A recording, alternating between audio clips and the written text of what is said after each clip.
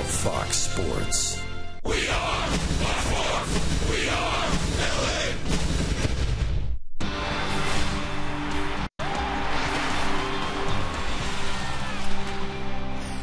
It's time for Angels spring training baseball. Today, the Angels get ready to take on the San Francisco Giants here at sold-out Tempe Diablo Stadium.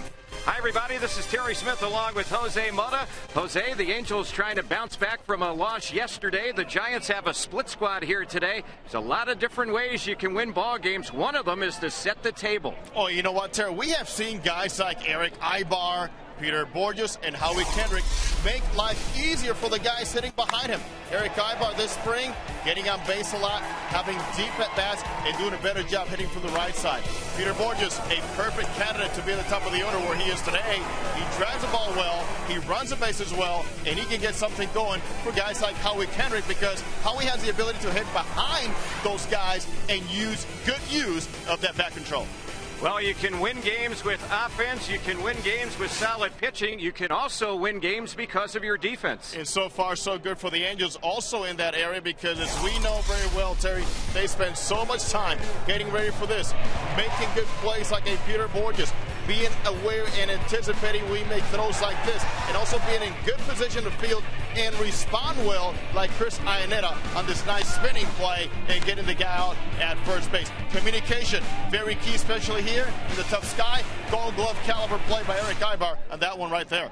Well, today the pitching matchup, C.J. Wilson will go for the Angels. He pitched in the Cactus League opener, and a former Angel, Shane Lukes, will be on the hill for the San Francisco Giants. He's bidding to win a spot on their staff. Maybe an uphill battle for him, but at least he's given it a shot. Yeah, and the Angels know Shane Lukes very well. He's going to be around the plate, but more importantly is C.J. Wilson, second start. He might go 45 or up to 50 pitches today, incorporating more of his stuff that he has, but also he's going to keep those infielders pretty heavily involved here today. Well, speaking of C.J. Wilson, he had a chance to visit with Tim Salmon and talk about today's upcoming outing. Going to be making your second start of the spring. Tell me how your spring's gone and how it's panning out for you on the mound. Well, you know, every spring is different. You know, this year I'm working on my changeup a lot. I'm working on, you know, being an Angel. It's a different adjustment, and breaking the red glove, the new red glove for this year. So it's just kind of some of the same things that I always do, but trying to fit in with the guys, and they've been really cool so far. Yeah. So do you have a schedule for breaking in the pitches? Because I've heard you have quite a few pitches to work on. How do you get all those figured out through spring, or does it take you through the season? Yeah, I mean, if we get 7 starts, I'll bring something new out each time. So last time it was fastball changeup. The next time it'll be fastball changeup, and then I'll have the catcher pick a breaking ball, whichever one he wants to see, whether it's the slider or the curveball. And then the next one I'll go with both of them, and then after that I kind of just do game mode where I'll start getting crafty and everything. But just trying to get on the same page with the catchers where they're calling a game that we're both comfortable with is something that is going to be an adjustment. Yeah, you talk about the adjustment. You've been able to see this Angel team from the other side of the field, and now you're finally on this side. How's it been going? How's it been to get to know your teammates and the coaching staff and just the way things are working around here? Well, you know, it is a small world, as you know, and when I'm out there running in between starts or something, I'd see Jared out there, Dan, I talk to them a little bit here and there. I had no idea that they were going to be so much fun on a daily basis, and I think that's the thing. Like, when you see Ibar and Cayaspo and these guys on the other side, you know they're great defensively, but you don't see the work that goes into it. Now that I know that, it's like I can respect their game that much more. And I'm really excited to be an Angel. So, you know, overall, it's just been a really positive experience. And Sosha and Butcher and the rest of the coaches have all been super cool. C.J. Wilson trying to build off a solid Cactus League opener. He'll get the baseball today for the Angels. Also in the lineup for the Angels today, Jose, is Mark Trumbo, and he's going to play third, and he's going to bat. Yes, he's been waiting for this day, just like the Angels. It's like you fans waiting for this day for Mark Trumbo to get in there full swing, get some at-bats, get his timing down with the bat and also with the glove. He has worked so hard to be efficient, to get some at-bats throughout the season. Who knows, we might see 30 or 40 games out of him if all goes well during the season. LaTroy Hawkins also might get an inning of work in today for the first time this spring. He has been waiting for this day to look for this veteran to really help out Jordan Walden and balance out the back end of that bullpen. So it's the Angels and the San Francisco Giants. We'll have the lineups, the start of today's game from Tempe. It's coming up next right here on Fox Sports West.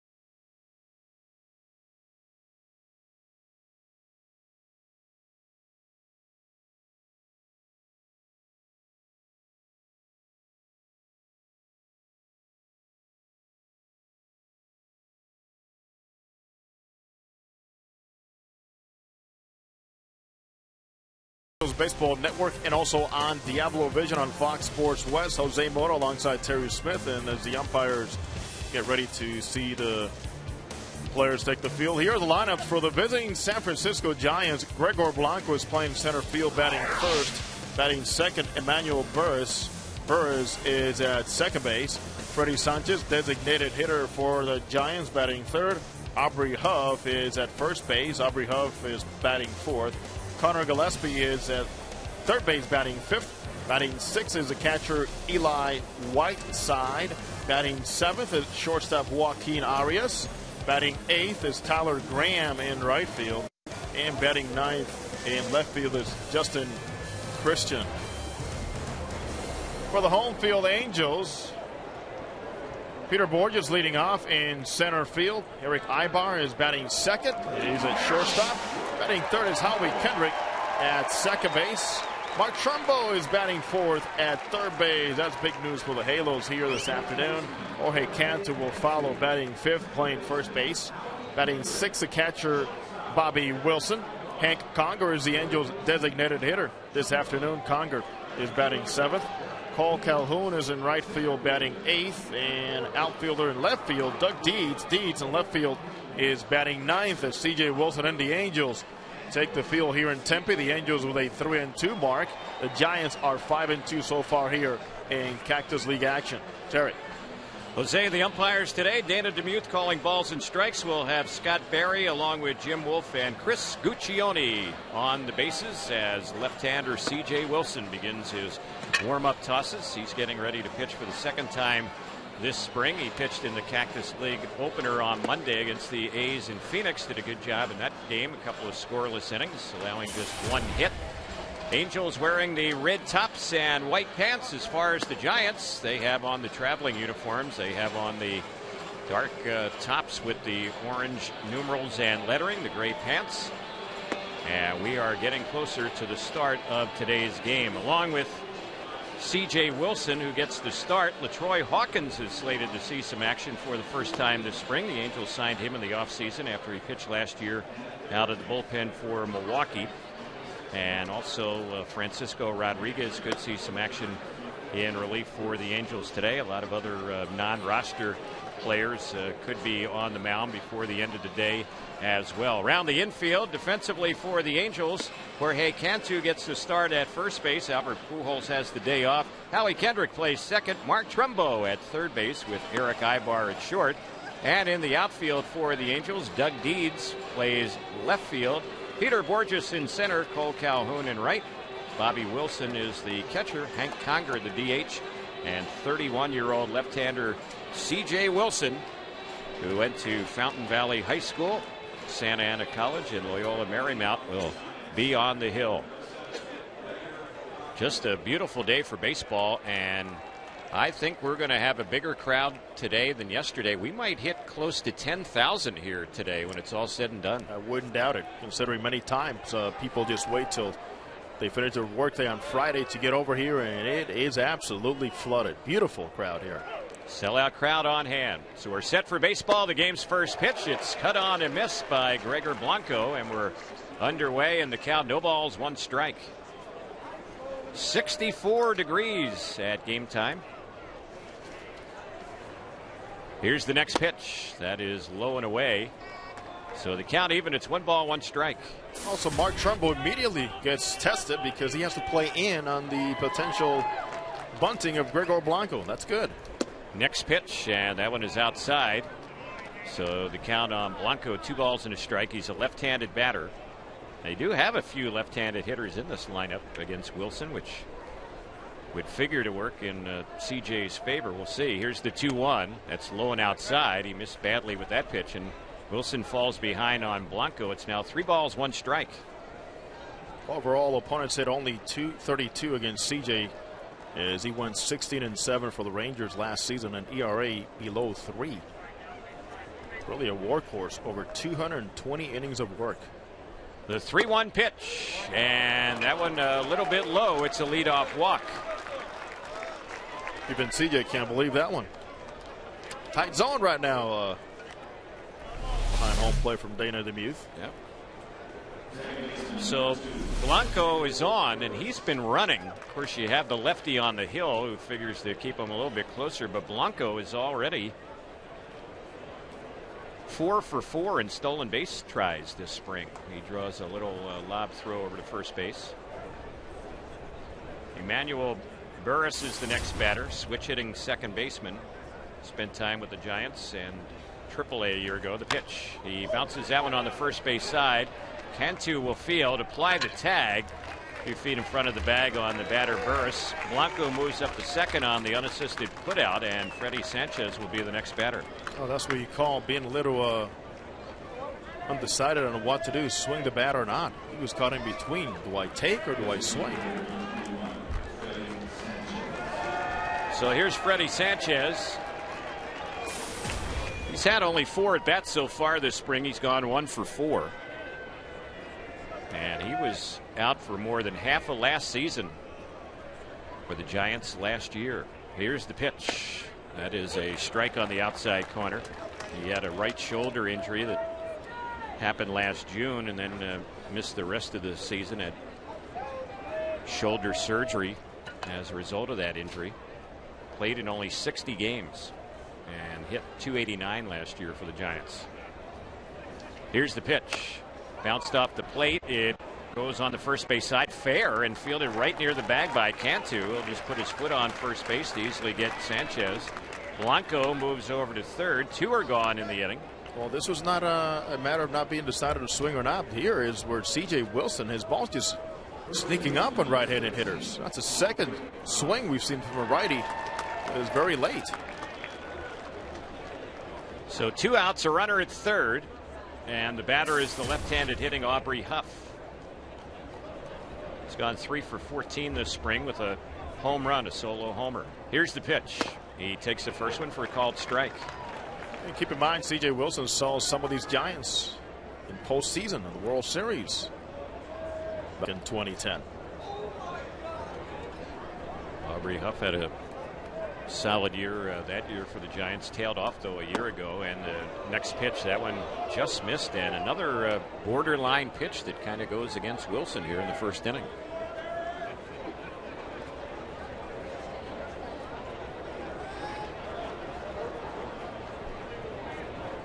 If the inning continues, another left-handed hitter, Connor Gillespie, waiting on deck.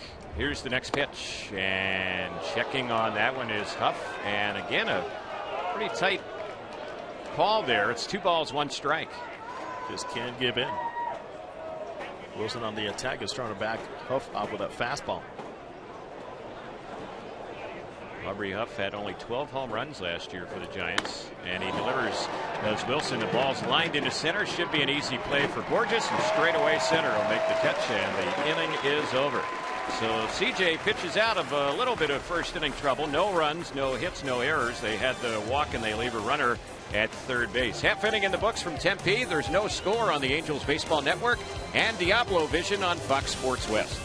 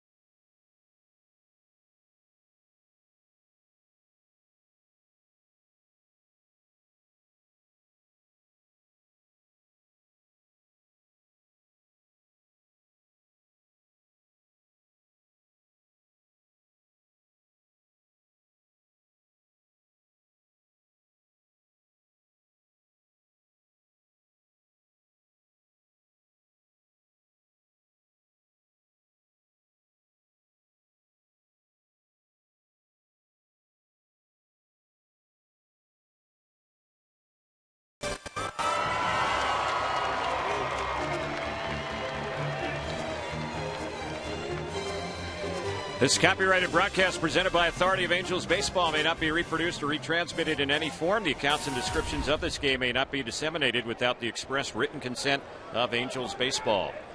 First batter up for the Halos today, Peter Borges. He's the leadoff man in this lineup for Mike Scioscia, and he takes the first pitch from Shane Lukes. It's in there for a called strike, 0-1. Lukes is a non-roster pitcher in the Giants camp right now. He did not play in the majors last season or in 2010 as well. And there's a ground ball base hit just out of the reach of the first baseman, Huff. He was ranging to his right away from the line, and Borges just got it out of his reach for a leadoff single. There's a reason why Peter Borges has a potential to hit 300 in the big leagues. He has a corner now drawn in because he's such a good bunter, and that ball goes right of Aubrey Huff, who's diving because Huff was looking for the bunt. So Eric Ibar, batting out of the 2-hole, will step up. See how the Angels play it here. Lukes is a pitcher who's usually around the plate, not overpowering. And the pitch, there's a ground ball base hit on the right side. Borges is going first to third. Graham's throw to third base late, hustling up the second, getting there without a throw is Ibar. 2 batters in, runners at second and third. Oh, we talked about those table setters, and here we go again. And the option for Mike Scioscia is he has options at the top with Borges and Ibar back to back. Great job of Borges challenging Tyler Graham right off the bat. So Howie Kendrick will be the next batter. He's hitting out of the 3 spot today. 3 hits so far this spring and 8 times up, including a homer. He's driven in a pair of runs. Right-hander against right-hander. Lukes okays the sign. Here's the pitch. Lifted in the air into right field. Should be deep enough to get the runner in. Tagging is Borges. He will come in to score. Also tagging going second to third is Ibar. And on the sac fly from Howie, it's 1-0 Angels. That's a template. Be aggressive. Hit the ball on the ground. Go first to third. And by the way, be a good situational hitter. It just looks so easy when it flows like that. So the Angels have gotten a quick run on the board here already, getting ready for their 4th batter in the inning. It's happened fast so far. And you've noticed they're not wasting any time. They're swinging at pitches from Shane Lukes. Yeah. So here's Trumbo. This is his first at bat of the spring. He's playing in his 2nd game. Did not bat in his 1st game. That was by design. And the pitch on mark. He takes that one for a called strike. 0-1 to count. I don't know if that was a semi-pitch out. It was pretty strange the way Whiteside received that pitch there. He was practically almost standing up. Trumbo coming back from the right foot fracture, the stress fracture. Did not have surgery on that right foot. And he takes that pitch low and inside. Mark was the AL runner-up for Rookie of the Year. .254 batting average last season. He had 29 homers, 87 runs batted in. Trumbo was the Sporting News AL Rookie of the Year. The pitch, and that one is cut on and missed. The baseball writers, though, Jose, went with Jeremy Hellickson. That's right. And I mean, if I thought somebody was going to beat Trumbo, I thought it was going to be Ivan Nova for the Yankees, who won 16 games. Yeah. But can't take away from what Jeremy Hellickson did for that young staff in Tampa Bay.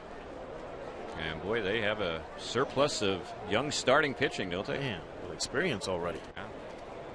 Ball and 2 strikes on Trumbo. The 1-2. He pops one in the air on the left side. The third baseman Gillespie is chasing in foul ground. He makes the catch. Ibar's going to tag, breaks for the plate, and the ball skips off the glove of the catcher Whiteside. He'll tag and score on that shallow pop in foul ground. It's 2-0 Angels. Very aggressive running right there. All the way, hustling. The Angels here in the first inning. That's a play where you have to go back and tag, and all you're looking is to see who catches the ball. If the guy catching the ball is with his back to home plate and he has so much momentum going the other way, you go ahead and take that chance. A good throw would have gotten Ibar, But that's why you take that kind of chance. It takes a perfect throw. Angels force the action and get a run. Back-to-back sac flies here in this inning. You don't see that happen very often. And they are making the Giants throw the ball all the way around here this inning. Yeah. From the outfield to the infield. No balls, one strike on Cantu, right-handed hitter. He fouls that one off on the right side, out of play. How about that for Mark Trumbull? What a nice sac fly that is. Yep. Or maybe 150 feet, maybe? That wasn't too deep by any stretch. That wasn't a bat when he popped it up in foul ground. He was probably upset with himself, and it turned into an RBI. 0-2 on Cantu. That one is low and inside. 1 ball, 2 strikes. Shane Lux threw 179 in the third innings last year in AAA, which is a lot of innings, Terry, for a minor league season. ERA of 4.67. He was 8-12 in AAA. Made 28 starts last year in AAA.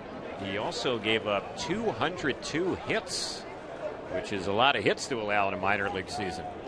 So it tells you he's around the plate, and having pitched for the Angels, we're aware of that. He's a sinker ball pitcher, and primarily sinkers and sliders. Almost 90% of the time between those two pitches and the next delivery. That one is fouled back behind the plate. Something very unusual from Shane Lux, as we're seeing here, is he has been working from the stretch the whole time. Lux is now 32 years old. He developed some shoulder problems when he was with the Angels in his last season with the Halos in 2009. He hasn't pitched in the majors since then. The 2-2 delivery, swing and a miss, and down on strikes goes Cantu. That might have been the slider right there, struck him out, and that will end the inning. But the Angels do come up with a pair of first inning runs, 2 hits in the inning, no errors, nobody left. After 1, it's 2-0 Angels on the Angels Baseball Network and Diablo Vision on Fox Sports West.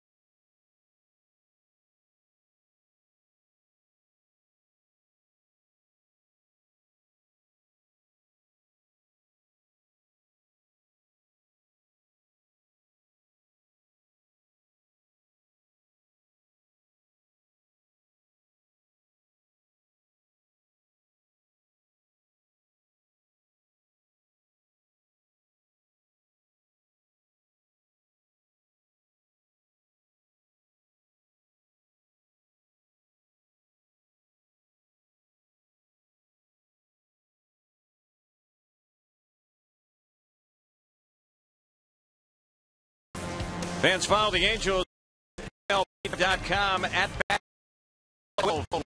iPhone, iPad, or Android. Get spring training scores, stats, highlights, live audio, and more.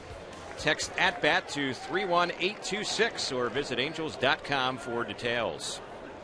So C.J. Wilson ready to go. It was interesting, Jose, to see Mike Scioscia chatting with the home plate umpire Dana DeMute during the half-inning break, and maybe talking about some of the pitches that Wilson threw in the first inning, maybe some of the calls by the home plate umpire. Sure. Just want to revisit, hey, what did you see? Maybe, remind the umpire there's some late action sometimes that'll catch a corner here and there. But Mike Scioscia is one of the best at doing this right here, talking to the umpires in between innings. Connor Gillespie bounces a ball right to the shortstop. It's fielded by Ibar, and his throw will get him. And that'll be the first out. Gillespie, Pretty good prospect in the Giants organization who played for the Giants a little bit last year. Eli Whiteside will be the next batter. He's their catcher today. And speaking of Giant catchers, of course, they're hoping that Buster Posey is going to be back and assume his role as their everyday catcher this year in San Francisco. Big day for them. Buster Posey caught 2 innings, had 1 at bat yesterday, so little by little they're easing him on into that role. First pitch on Whiteside was a pitch that missed a little bit low, and the next delivery that's fouled back to the screen. Whiteside, their reserve catcher, hit just 197 last year. So far this spring, he's 3 for 8. And he has driven in a couple of runs. 2-0 Angels in the second. Pitch low and away. The catchers for the Giants, Terry, as you know very well, are in for a treat. I mean, they have some of the best arms in the National League and in all of baseball. And Matt Cain and Tim Lincecum. Here's the next pitch, and that one misses low. They traded away Jonathan Sanchez over to the Kansas City Royals, so there's a good chance the Angels will see him early in the season. Lefty. Here's the 3-1 pitch, and that's in there for a strike, so the count full. They have Madison Bumgarner, and they also have Ryan Vogelsong, who was quite a surprise for them. He was an all-star last year. Barry Zito with them still. The 3-2, and that is a called third strike that nips the inside corner. Whiteside thought he might have had a walk. Instead, he'll walk back to his dugout. Struck him out looking. And there's that call that C.J. Wilson was not getting in the first inning. Late action. Good framing job by Bobby Wilson. And, of course, awareness from Dana Demuth behind the plate. So this is Joaquin Arias batting with 2 outs, no one on. First pitch, that's in there for a strike. Joaquin Arias had a superb winter ball season. So far this spring with the Giants, 3 for 10, 3 RBIs. And the pitch, he hits that one hard, and a diving catch by Trumbo. Wow. How about that? That's his first test at third base, and he gets an A+ on that one. He's being congratulated by all his teammates in that Angel dugout. The inning is over on the diving nab by Trumbo at third. No runs, hits, or errors. Nobody left here in the second. It's 2-0 Angels on the Angels Baseball Network and Diablo Vision on Fox Sports West.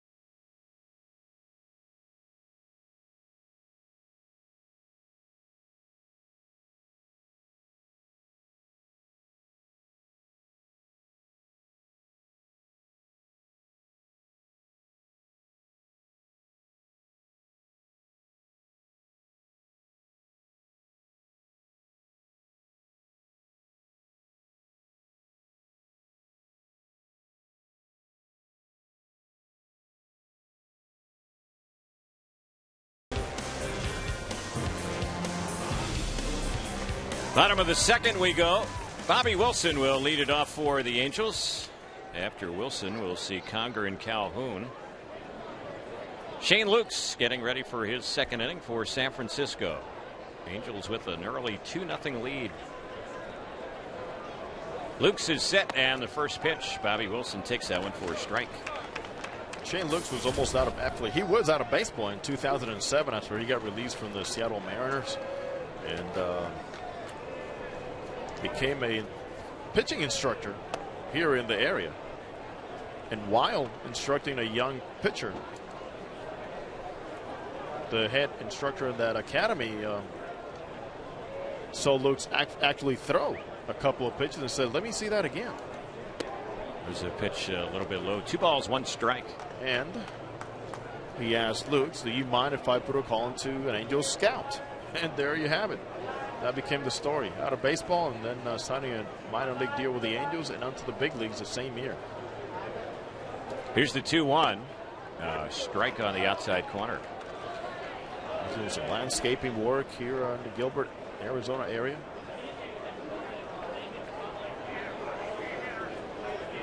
True example of sticking with it. Right-hander against right-hander, the next pitch, and that one misses a little bit low. So the count full, 3-2.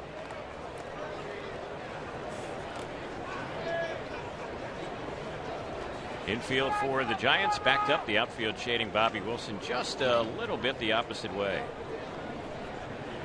The 3-2 payoff pitch, hit hard but foul on the third base side. Fans, the Angels 20-game flex plan gives you the chance to choose the 20 games you want to see during the regular season. The plan has no blackout dates, a postseason option. You receive a ticket to Fan Appreciation Day for free. Buy your flex plan today at angels.com/mini-plans or call 888-796-HALO. Here's the 3-2 once again, and that one just missed the outside part of the plate. It's a leadoff walk. Very nice at bat by Bobby Wilson. The guy wondering now about the strike zone is Shane Lukes on that mound.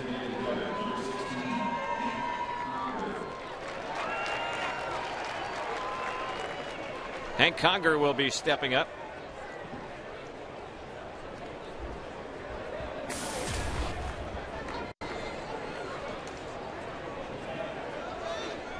Conger, a switch hitter, bats from the left side.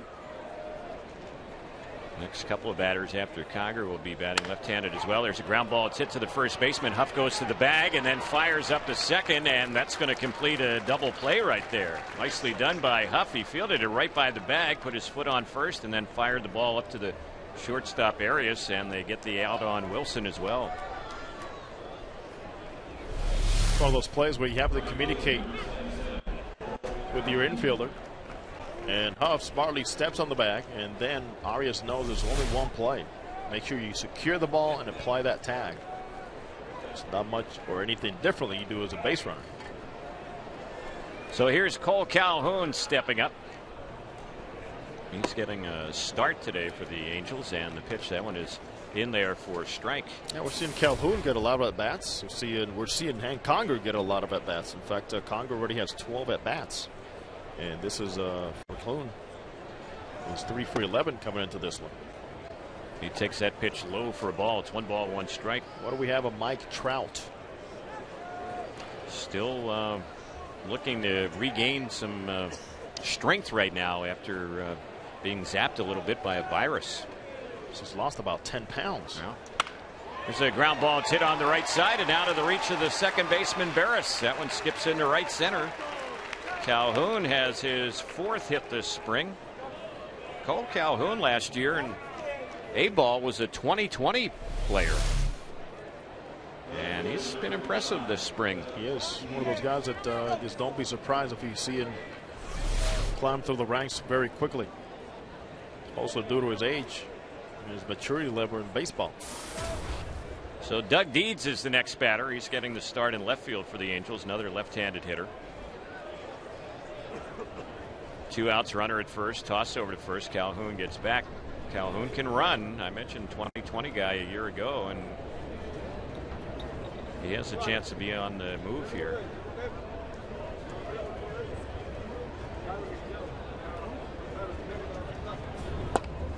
Again, a toss over to first base, and Calhoun dives back in time.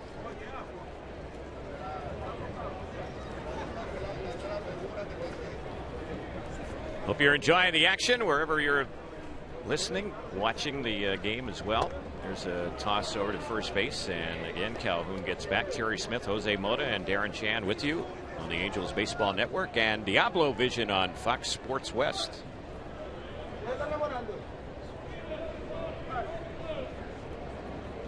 Little or no breeze today here, but again a little bit cooler today. The pitch lifted in the air into left field, circling back, waiting on it, making the grab is Justin Christian, and that will end the inning.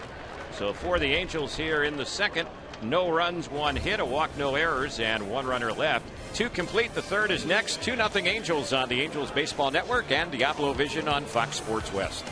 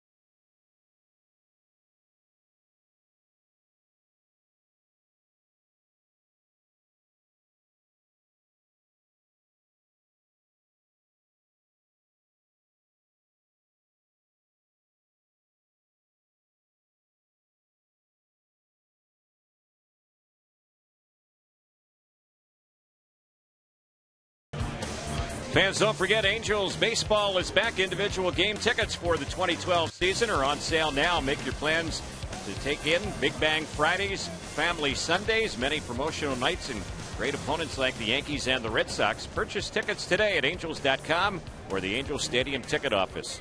We go to the third. It's 2-0 Angels. Tyler Graham will lead it off. He's a right-handed batter. He takes the first pitch for a strike. The wind has really picked up now, blowing in from right field. Yeah, that happened within the last few seconds. The pitch lined into left field, but foul down that left side, out of the reach of Doug Deeds, the left fielder.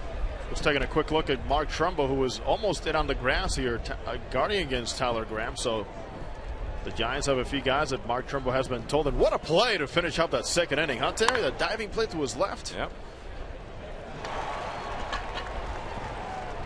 2 strikes to count. Yeah, that wind really picking up. The pitch fouled back behind the plate. Trumbo. It's you can hear it rustling in the background. The wind blowing in for the most part right now. It's a good time to challenge those hitters. Get it up in the air now. It's not going anywhere here in Arizona. The 0-2. That one misses a little bit high. Tyler Graham, who's batting, was in AAA last year. He's been around. He's 28 years old, but he had 60 stolen bases in the minors last year. Man can run.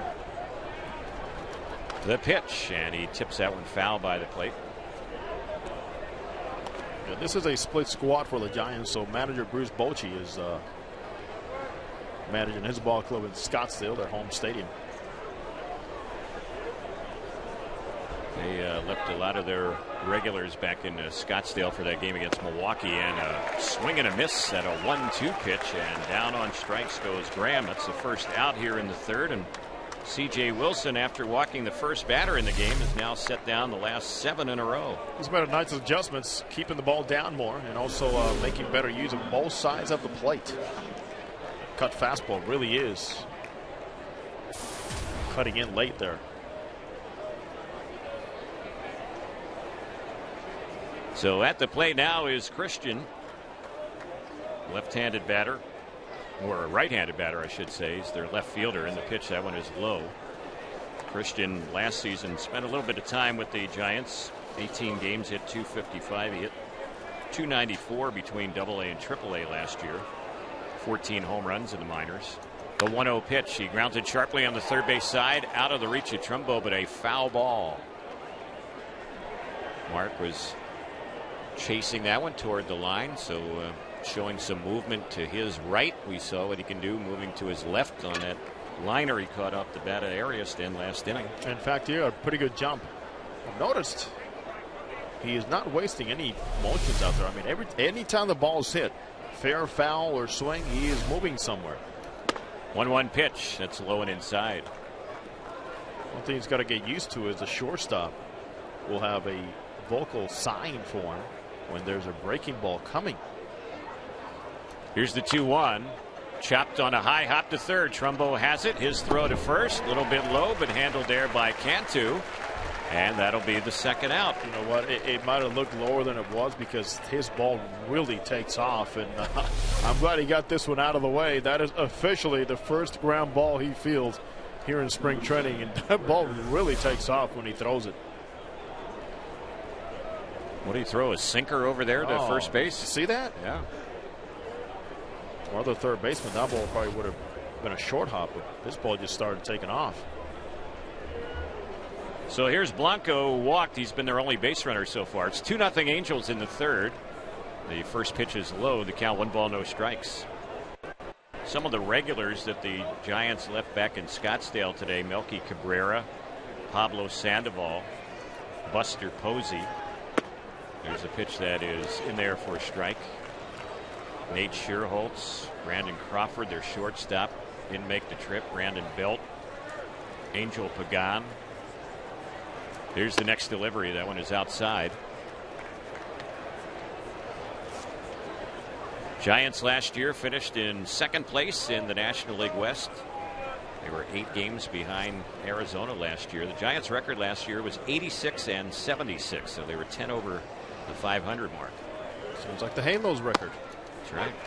There's the pitch in there for a strike. But it was a disappointing year because the year before is when they won the World Series. They beat the Rangers in 5 games to win the 2010 World Series. 2-2. Fouled off the foot of the batter Blanco. He's hobbling around outside the batter's circle. Still 2-2. Well, teams find out very quickly how tough it is to repeat. Even with their great pitching, the Giants is one of those ball clubs that is not going to light it up with the bats. A lot of low-scoring games. A ballpark at home is very challenging for the hitters. They're very, very beneficial for their pitchers. Hopefully a guy like Melky Cabrera, they're hoping, along with Pagan, can ignite their offense a little bit more.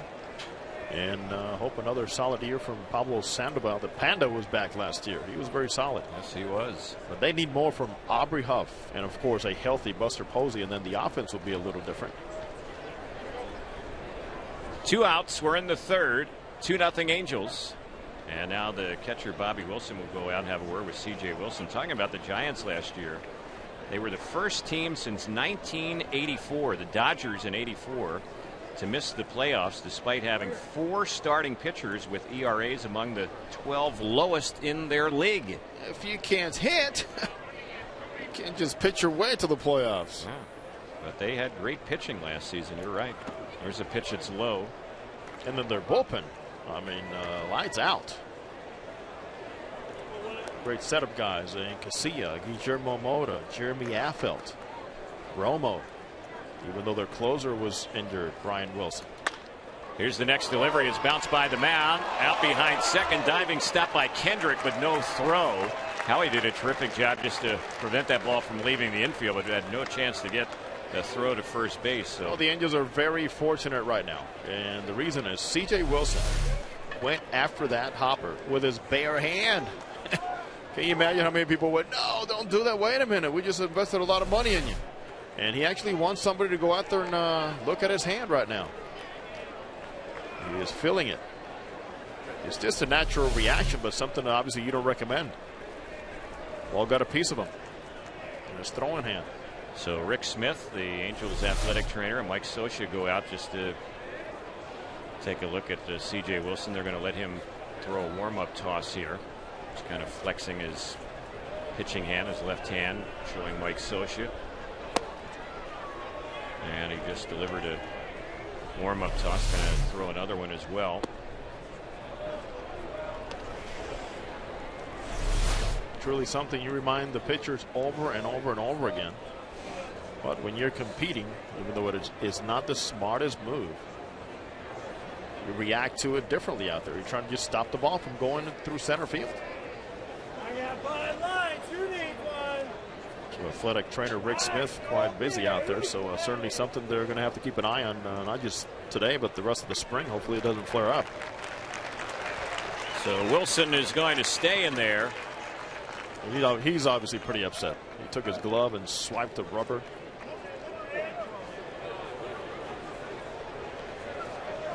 Talked about Wilson last year with the Rangers. He threw a career high 223 in the third innings.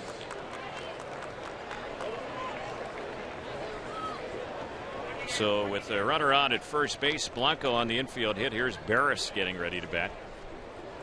The pitch. That one misses low. You talk about those innings. I mean, consider C.J. Wilson was the top starter in the free agent market. In his career, in regular season, he only has 708 innings. That's it. Here's the pitch. That's fouled off on the right side.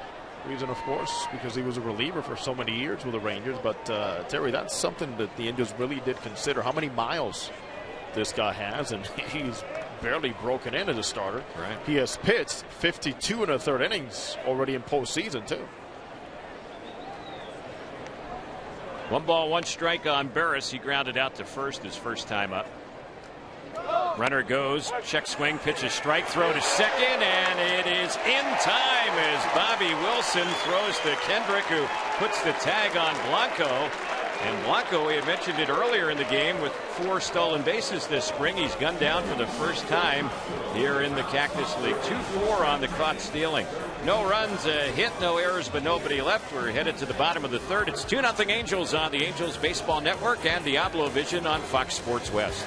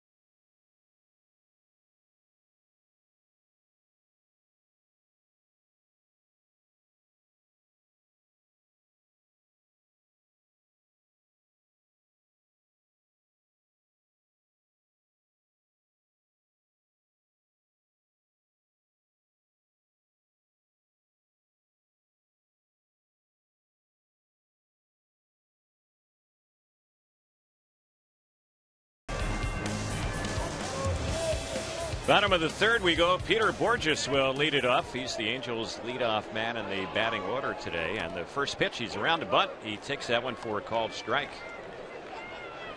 Borges, Ibar, and Kendrick against Shane Lukes. It's 2-0 Angels. Peter, keep that practice up. Even if you're not bunting, sometimes if you're just taking a pitch, show a bunt. And you see those corners coming in, any hopper, any little squibbler gets right by them. Next pitch, he lines one foul on the left side. And when you hit line drives like that, your third baseman goes, oh, glad it wasn't right at me. So it's no balls, 2 strikes on Borges. Peter this spring, he's 3 for 8 with a run batted in.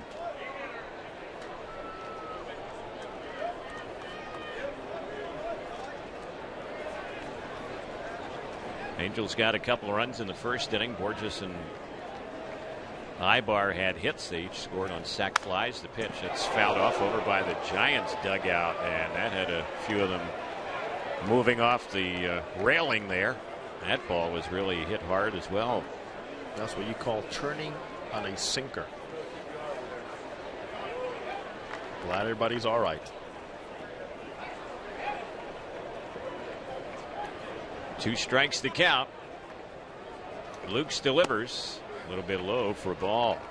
Last season, Peter Borges became the first Angel player to ever have a season with 25 or more doubles, 25 or more triples, or I should say 10 or more triples, not 25 or more triples. That would be quite a season. Not that it wasn't a good one from a triple standpoint last year. He had 11.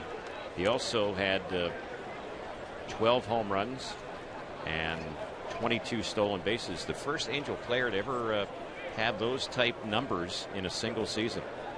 Doubles, triples, homers, and stolen bases. He has surprising power. You make a mistake up and in, he can get you. Here's the 2-2, and he hits that one hard. Foul. He's getting some very good swings off here against Lukes, but he's been fouling them off. Still recall that first home run, the one he hit in Minnesota a couple years back. I mean, one of the quickest balls I've seen out of that ballpark in our limited time there at beautiful Target Field.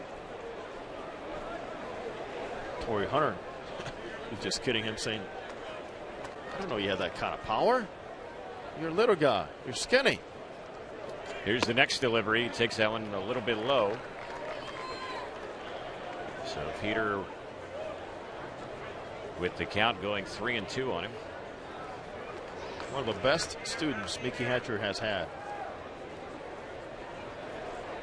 And they made some adjustments during last season that really have helped Peter at the plate. The pitch, he fouls this one back behind home. Whiteside is going to run out of room. It's back to the seats and out of play. Fans, don't forget the Ultimate Fan Experience is back on Sunday, April the 22nd. The Angels will host Fan Fest at the Big A. All fans in attendance will have the chance to meet select Angels players, take a photo with the Rally Monkey, listen to live music, and conclude the day watching the Angels play the Orioles with game time on the 22nd at 12:35. For more information and to purchase tickets, visit angels.com/fanfest today.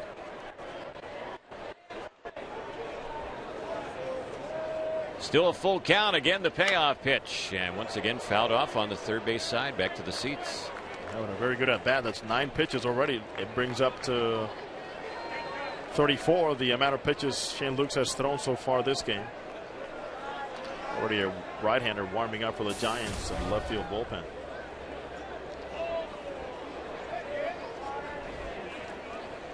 Lukes has another new baseball. The 3-2 delivery, and he fooled him right there. Swung on him, missed, struck him out.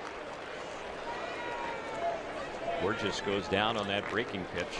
Not much you can do about that one. That's just good execution by Shane Lukes.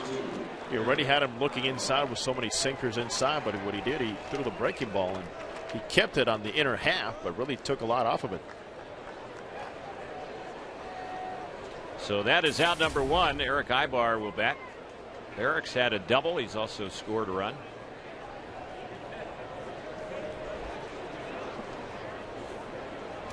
He showed signs of bunting and ends up taking the pitch for a strike.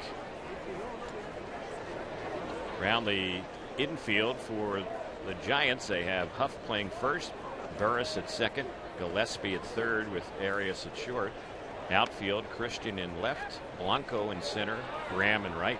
Whiteside catching, Sanchez the DH, and Lukes on the hill, and he throws that pitch low and away outside. 1 ball, 1 strike. Shane Lukes for the Angels in 08. We were talking about that earlier. Had an excellent 2.81 ERA in 7 games. Then in 09, he made 6 starts, 18 games total, and he struggled. His ERA was 5.86.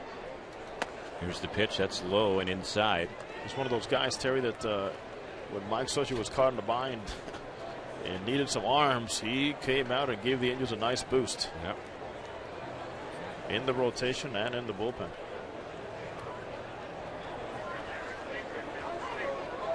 Two on Eric. That's low, ball 3.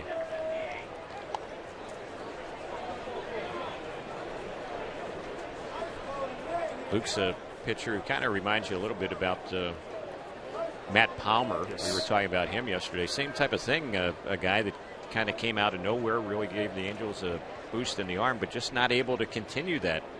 Even the following season, the pitch lined into right. That's going to fall in for a hit. So on the 3-1 pitch, Ibar has his second hit of the day, a sharply hit single into right. Angels have a 1-out base runner for Howie Kendrick. Oh yeah, Terry, it takes a lot to make adjustments. Second time around, third time around, big league hitters, they found a weak spot. They lay out certain pitches. They make you make adjustments, and if you're not able to do that, you're not going to be in for the long run. But when they don't know you, you have a slight advantage. Right. And then the word starts to get around. Here's how you should go about attacking this guy. I just think nowadays hitters can have video of somebody they're going to see way ahead of time, delivered via a DVD or delivered via the internet. Somehow they're going to get the information and watch the pitchers. Same thing for the pitchers watching hitters. Here's the pitch. Howie takes a strike on the outside corner. In fact, there's been a system designed where now for 3 years, Colorado Rockies players have been able to watch their at-bats on iPods. Yeah, I wouldn't doubt it. I'm sure the technology exists, and if it hasn't been right perfected, it will be. Yeah. Yeah. Yeah, a player could wake up in the morning and put on his iPad and see what that day's pitcher is going to feature out on the mound. 0-1 pitch. The bat goes flying back to the screen as Howie missed that pitch for strike 2. Boy, luckily the screen stopped that bat from going into the seats. Make it 2 this spring. So a broken bat gets stuck on the netting over in Goodyear 2 days ago.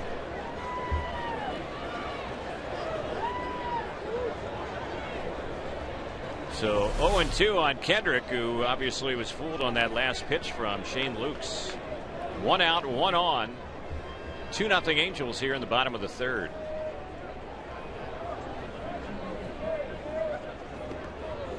Lukes with a pickoff toss. Diving back to the bag goes Eric Ibar. Let's pause for station identification here on the Angels Baseball Network.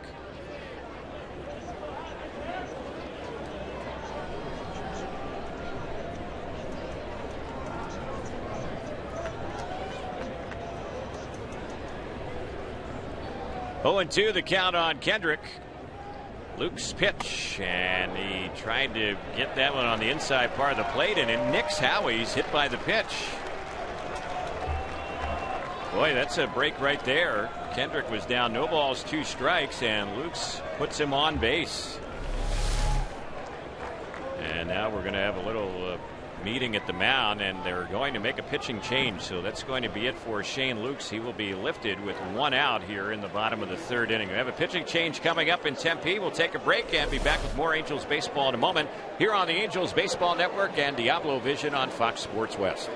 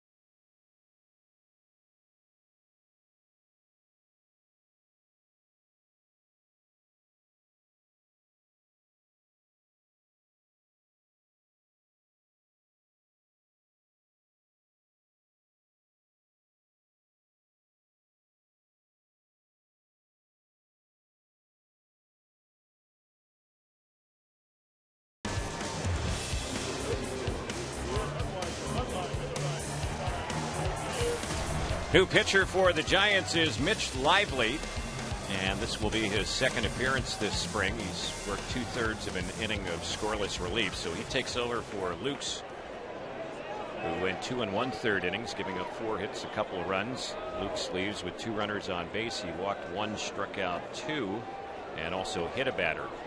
He was a very animated young man. And there's a pickoff toss and caught off the bag at second base and being run down towards third and tagged out is Ibar. He's that animated, Terry. Wow. What a move. Ibar figure even if I slide I have no chance. He didn't even make it to the bag and got himself in the rundown. That was a quick move. So Lively is yet to throw a pitch, but he's gotten an out. On the play, Kendrick did move up to second. He doesn't get a stolen base on that one, and Ibar ends up getting picked off second base. So 2 outs in the inning. Trumbo the batter and the pitch. He takes a strike on the outside corner. Lively does have a lively arm. He is a guy that can really bring it out there, and I was watching him as he was warming up in the bullpen. A lot of movement, big guy. Here comes his next pitch, and that one is low and away. It misses for a ball. 1 ball, 1 strike. Mitch Lively hails from Susanville, California. Attended Sacramento State. And there's the pitch is low. He was also a punter on their football team, so a 2-sport athlete. Pretty good size for a punter. He's a good tackler, too. With those legs, he must have been able to punt the ball a long way. Very thick legs. Here's the next pitch. And that one is in there for a strike. Kind of has that body like Janikowski of the Oakland Raiders. There's a multi-million-dollar leg right there. There you go. Oof. Lively last year pitched in A ball at San Jose and AA ball in Richmond. Strictly in relief, had some saves. The pitch that's hit on the right side, a long run for Graham, the right fielder, in foul ground. Tries to make a diving catch. It's just out of his reach. Boy, he was really hustling that right fielder, but just a foul ball down that right side. Anytime you see a team with a split squad, that means there are certain guys who are making starts and are trying to make an impression immediately on the staff. They know they're going to get their innings. They know they're going to get their at-bats. And that's the case here for Tyler Graham, going all out on that one.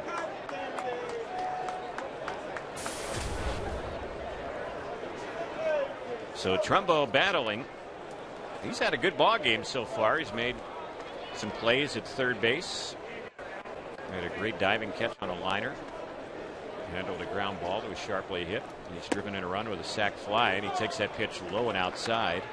2-2. Mike Scioscia was saying that Trumbo will only get 2 at bats today, so this figures to be his last one. We'll see if he might go back out and play in the field when we get to the 4th inning. And you asked him a good question, which I thought it made sense. Why not leave him out and play a little bit more defense? Right. Even if he doesn't hit.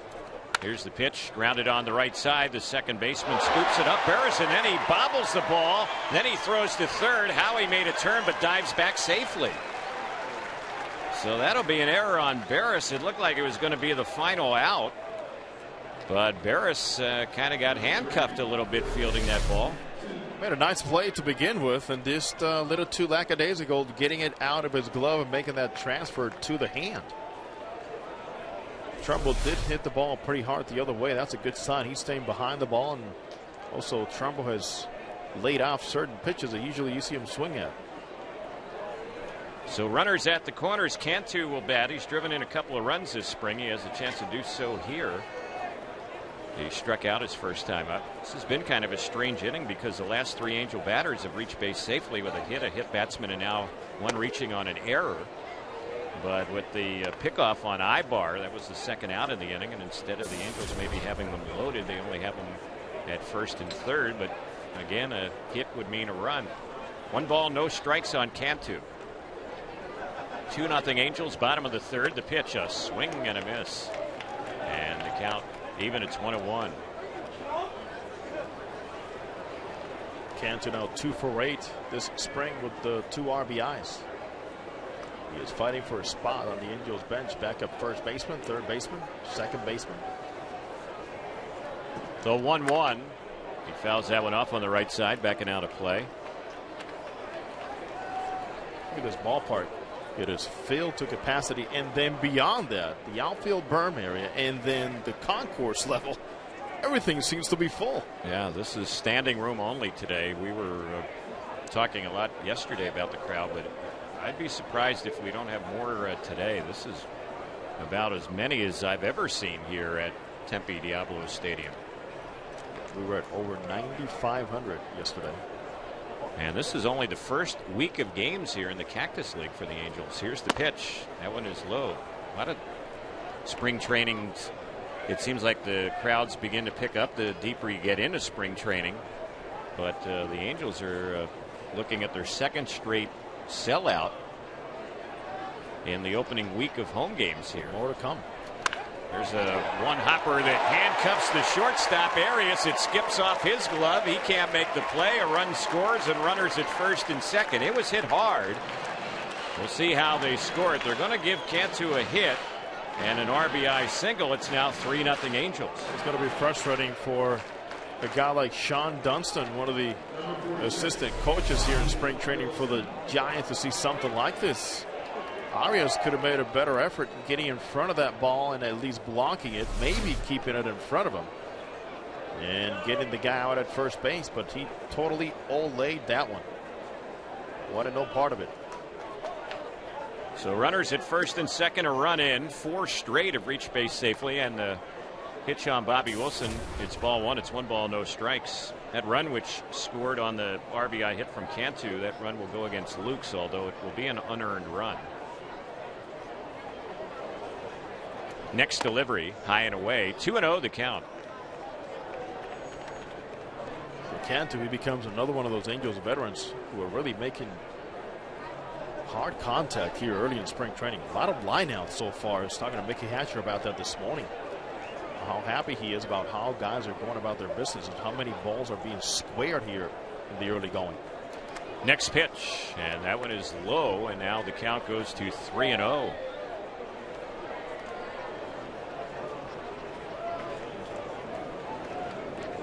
I'd let him swing right here. We'll see if Wilson might have a green light. He's driven in 1 run so far this spring. He walked his first time up today. And the pitch. He's taking all the way on the 3-0. It's 3-1.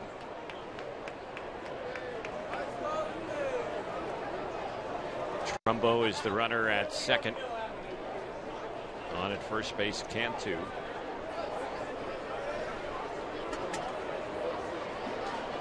Right-hander against right-hander. Lively delivers. Check swing. It's a bouncer on the first base side. Fielded there by Huff. He flips to the pitcher covering first, and the inning will end. But the Angels find a way to get a run on the board in the 3rd inning.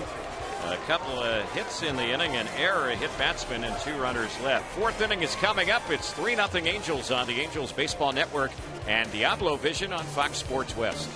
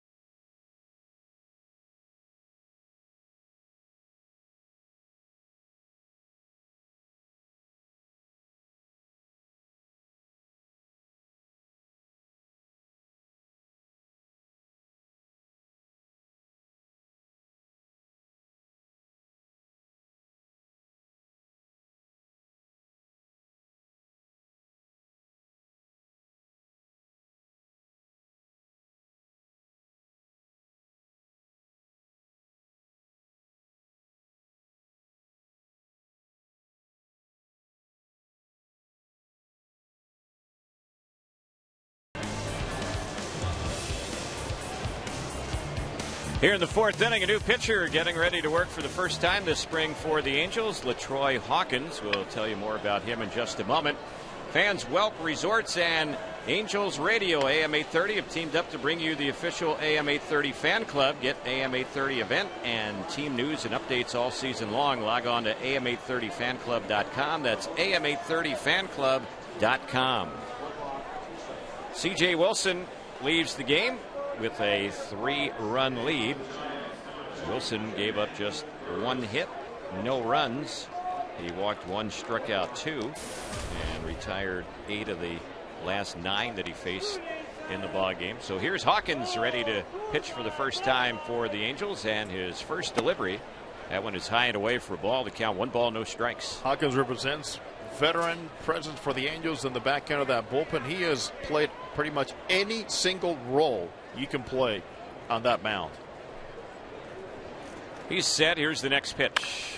Hit hard but foul by Barris over on the first base side. In fact, LaTroy Hawkins has been involved in professional baseball for over 20 years, dating back to his Minnesota Twins days.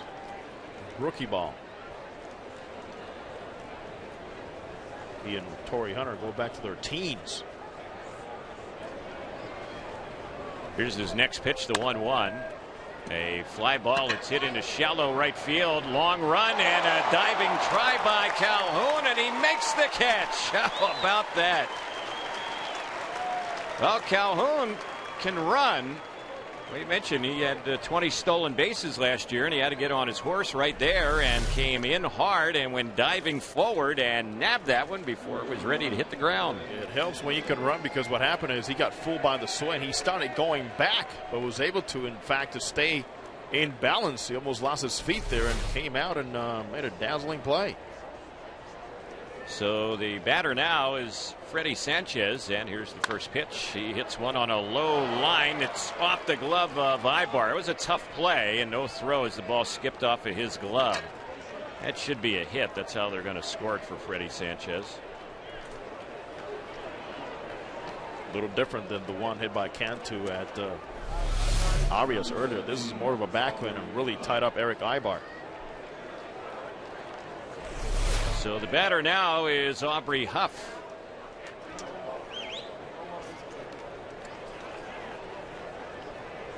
Troy Hawkins last season with Milwaukee had a very good ERA, 2.42.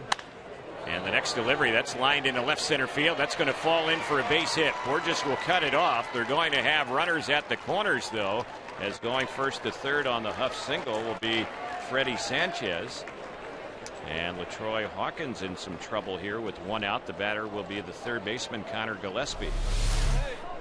It's one of those tools that Peter Borges brings with him. Not just is the range to catch balls, but the ability to cut down on the gaps. And he does it right here. Stops Huff from going to second. Keeps a double play alive here for LaTroy Hawkins. And the other thing about Borges too, Terry, I'm noticing how quickly he is getting rid of the ball. So Gillespie will step up. Left-handed batter. Giants are threatening the Angels lead at 3-0 here in the fourth. The pitch. That's a called strike on the outside corner.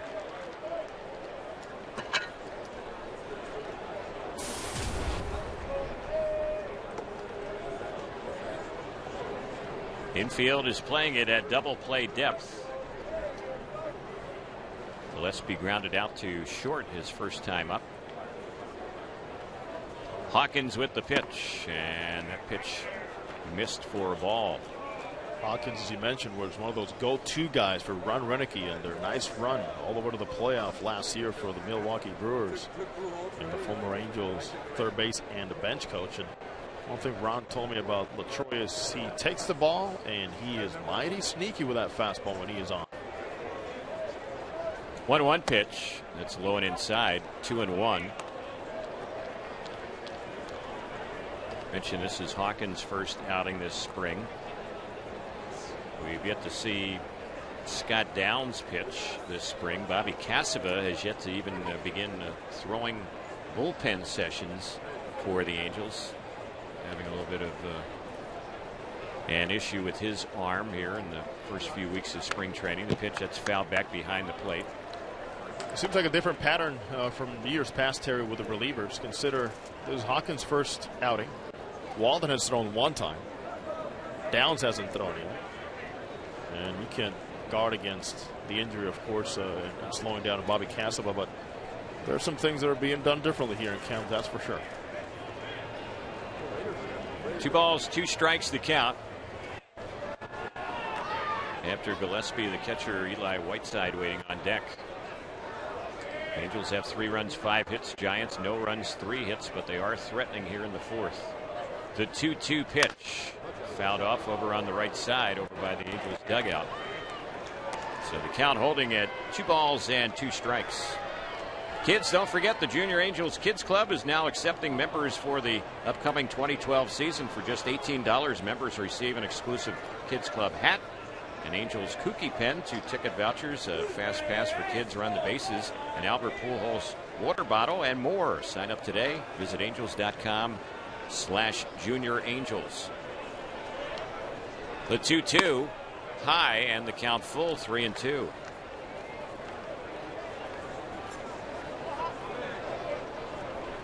Troy Hawkins and Torrey Hunter, they've been friends for a long time. Oh, yeah. Back to their days with the Twins. They work out together in the offseason in Texas. In fact, Terry, they have a special handshake that they developed over there with the Twins. Wow. Have to see if they're willing to share it with anyone else. I already saw it. Torrey already showed it to me. Here's the 3-2. Popped in the air in the right center field, dropping quickly. That's going to fall in for a base hit. Borges will cut it off in medium right center. 1 run will score, and then they'll hold the other runner once he gets to third. A snap throw. He does dive back as Huff retreated back to third base. But Gillespie has an RBI double. On the board, the Giants for the first time today. It's now a 3-1 Angels lead here in the 4th. You can tell Troy Hawkins is a little rusty out there. Everything pretty much has been around the waist and hittable. You see a lot of good swings. And if it's not for that great play by Calhoun in right field, this could have been uglier. So the Angel lead is at 2.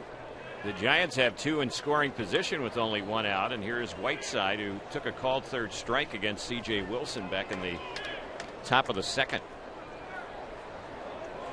Infield has been brought in a bit, not all the way in though. The pitch, first one is high and away. Now they're halfway in. The reason you do this is because a guy at third base dictates what you do here.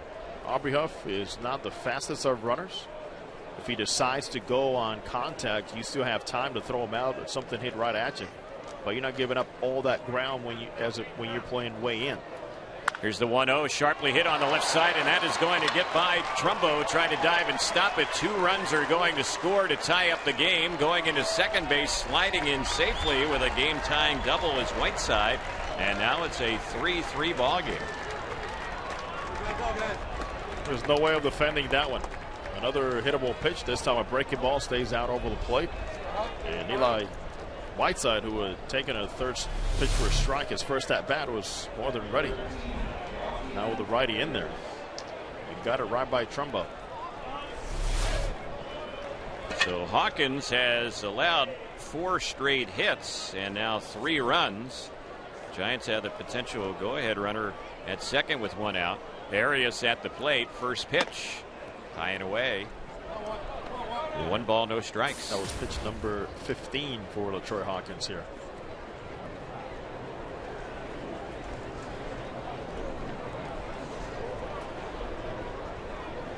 He's set. A check of the runner at second, the 1-0 pitch. That's in there for a strike.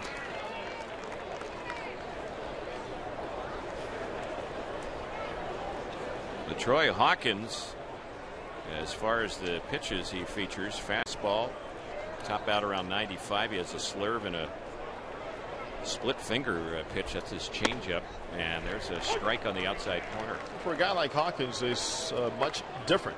All he has to do is get in shape, get himself in game rhythm. It's not all about the numbers here in spring training for him as to where he fits in the Angels bullpen. The guy's been around. He knows what he needs to do. He's just a little high right now, getting hit pretty hard. Here's the next delivery. It's grounded on the right side. It'll get the runner over to third. The throw by Kendrick to first is in plenty of time to get Arias. 4-3 on the ground out. 2 outs in the inning. Well, Terry, consider this. Both Weaver and Herron, okay, had ERAs over 4 last spring. And we all know what happened when the regular season got going. Santana had the best ERA among the starters last spring training at 2.4. Irvin ended up with a career best 3.3 ERA. Here's a bunt on the third base side. The runner breaks for the plate, but the ball rolls foul about halfway up. That was an interesting move right there with 2 outs. I say, why not? But they're looking to test Trumbo, Sure. you got to think, at third base. He's playing back. There's 2 outs. He's off the line. Graham can run. Best thing is he bunted early. There's something that a lot of bunters need to do more of. Is if you're going to bunt like this, you're going to think fair foul. Okay, you're going to be perfect with it and do it early in the count. Now it's only 0-1. It's almost like he's just taking a strike. Here's the next pitch. And he breaks his back, rounds the ball to short, handled by Ibar. The throw and plenty of time to get Graham, and the inning will end on a 6-3 ground out. But the Giants tie it with 3 runs. They did it, stringing 4 hits in a row. In the inning, no errors, and a runner left at third base. Bottom of the 4th is coming up. We're tied at 3 on the Angels Baseball Network and Diablo Vision on Fox Sports West.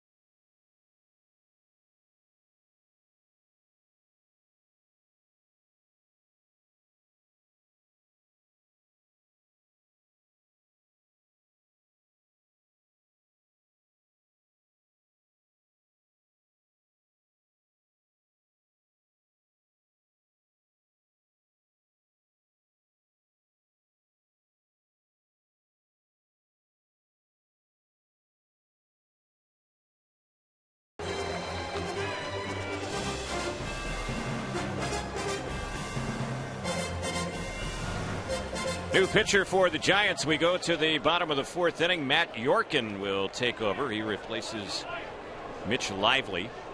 And here's the first pitch on Hank Conger in a 3-3 ball game, and that one is right in there for a called strike. Yorkin is a lefty.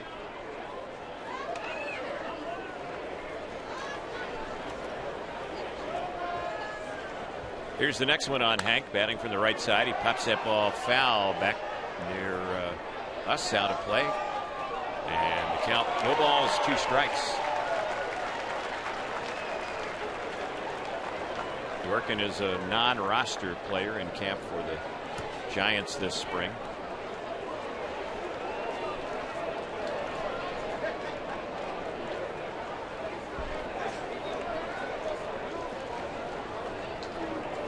Well, the regular coaches for the Giants stayed back in Scottsdale today for their other split squad game.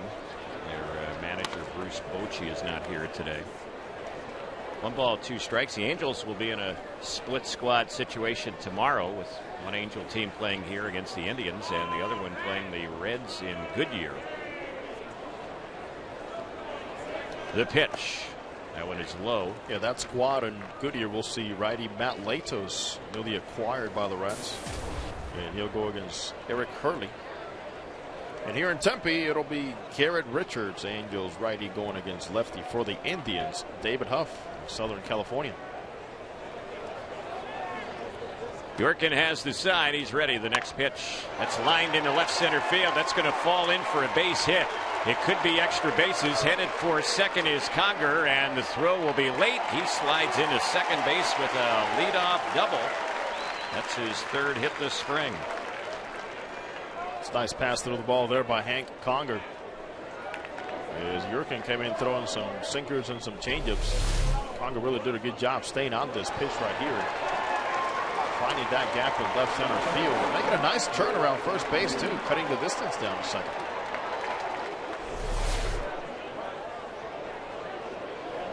Ed Bjorken lives in Simi Valley. He grew up in Napa. And he went to Napa High School. Good football player and baseball player. He also attended St. Mary's College. He was in the Marlins organization at one time. And the pitch that's fouled off on the right side.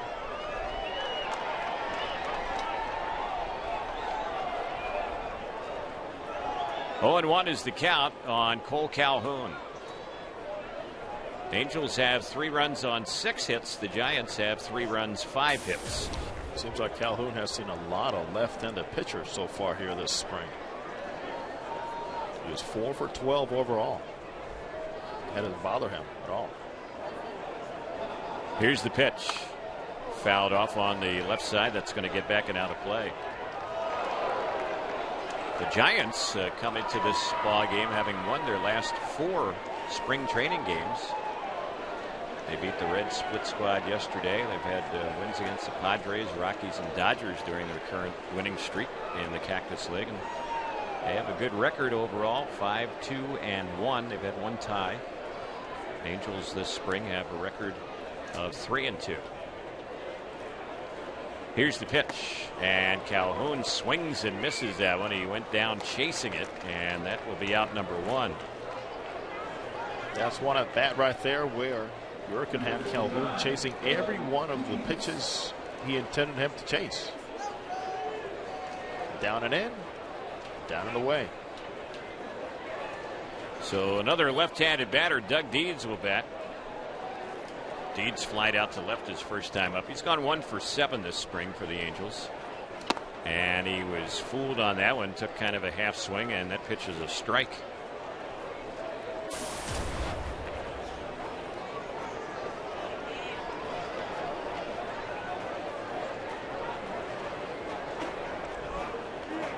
Bjorken is ready.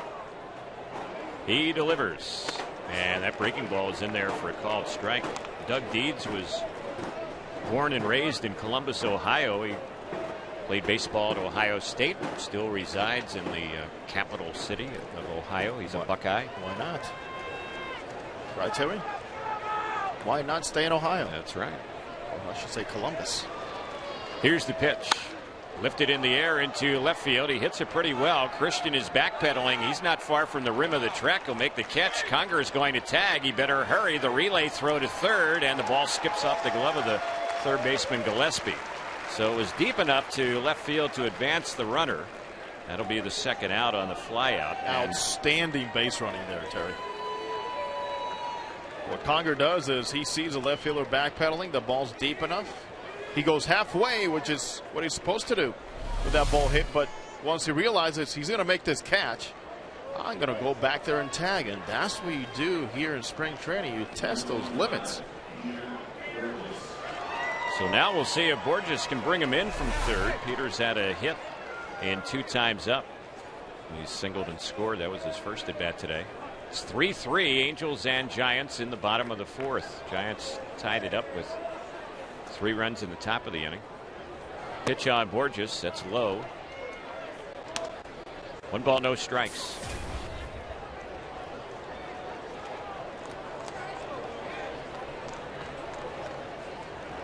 A few innings ago, it got rather windy here, but whatever little front was passing by the ballpark area, it's left No wind at all to speak of at the moment.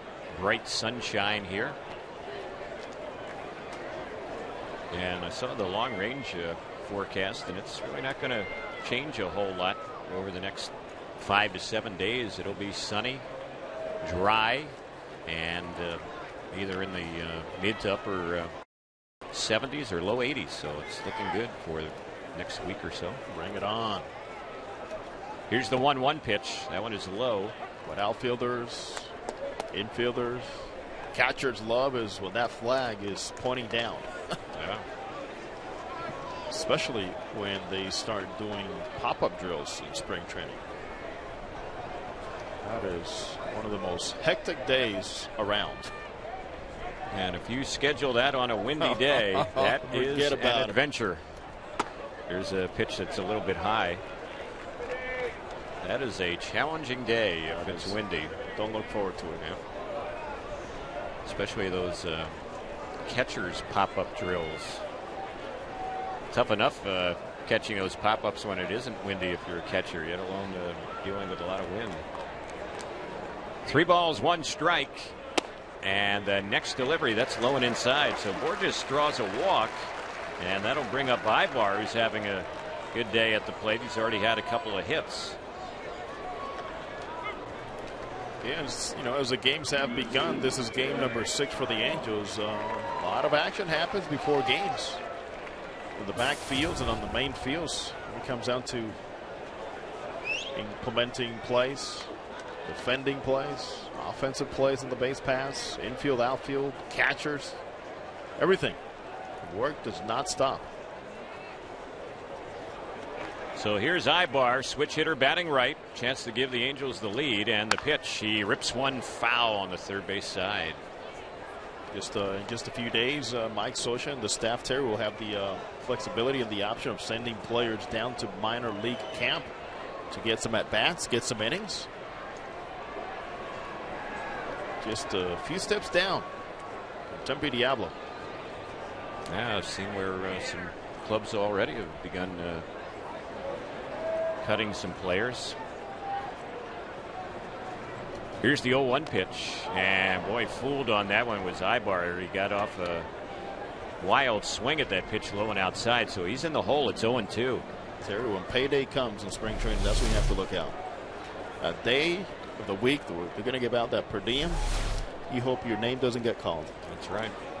Got to see you, son. Come to my office. Good job, but you're not going to collect this week. Right, you're heading to minor league camp. Sending you down to minor league camp. Here's the 0-2. Up and in. The weirdest thing that ever happened to me was getting sent down. But this manager, instead of calling people one by one, he called 15 guys into his office. It made the announcement to 15 guys. Wow, a group session. Jeez. We all came out of there going, are you kidding me? Yeah, not real personal. 1 ball, 2 strikes. Here's the next pitch. That one is low, and the count 2 balls, 2 strikes. Good step by Whiteside, the catcher. That ball gets by him. Maybe a chance for Conger to score from third base. Whiteside is one of those guys like a Bobby Wilson. He understands his role. He knows where he fits. He knows and anticipates when he's going to play. But you can't overexpose him, though. That's why the poor average last year. And he played more last year because of the injury to Posey. Runner goes at first. Ball hit hard, but right to third. Gillespie, the third baseman, fields. He'll throw out Ibar, and the inning is over on the 5-3 ground out. So the Angels had a threat here in the 4th inning, but failed to cash in. In the inning, no runs, a hit, a walk, no errors, and 2 more left. That's 5 stranded through 4. We're headed to the 5th. We're tied at 3 on the Angels Baseball Network and Diablo Vision on Fox Sports West.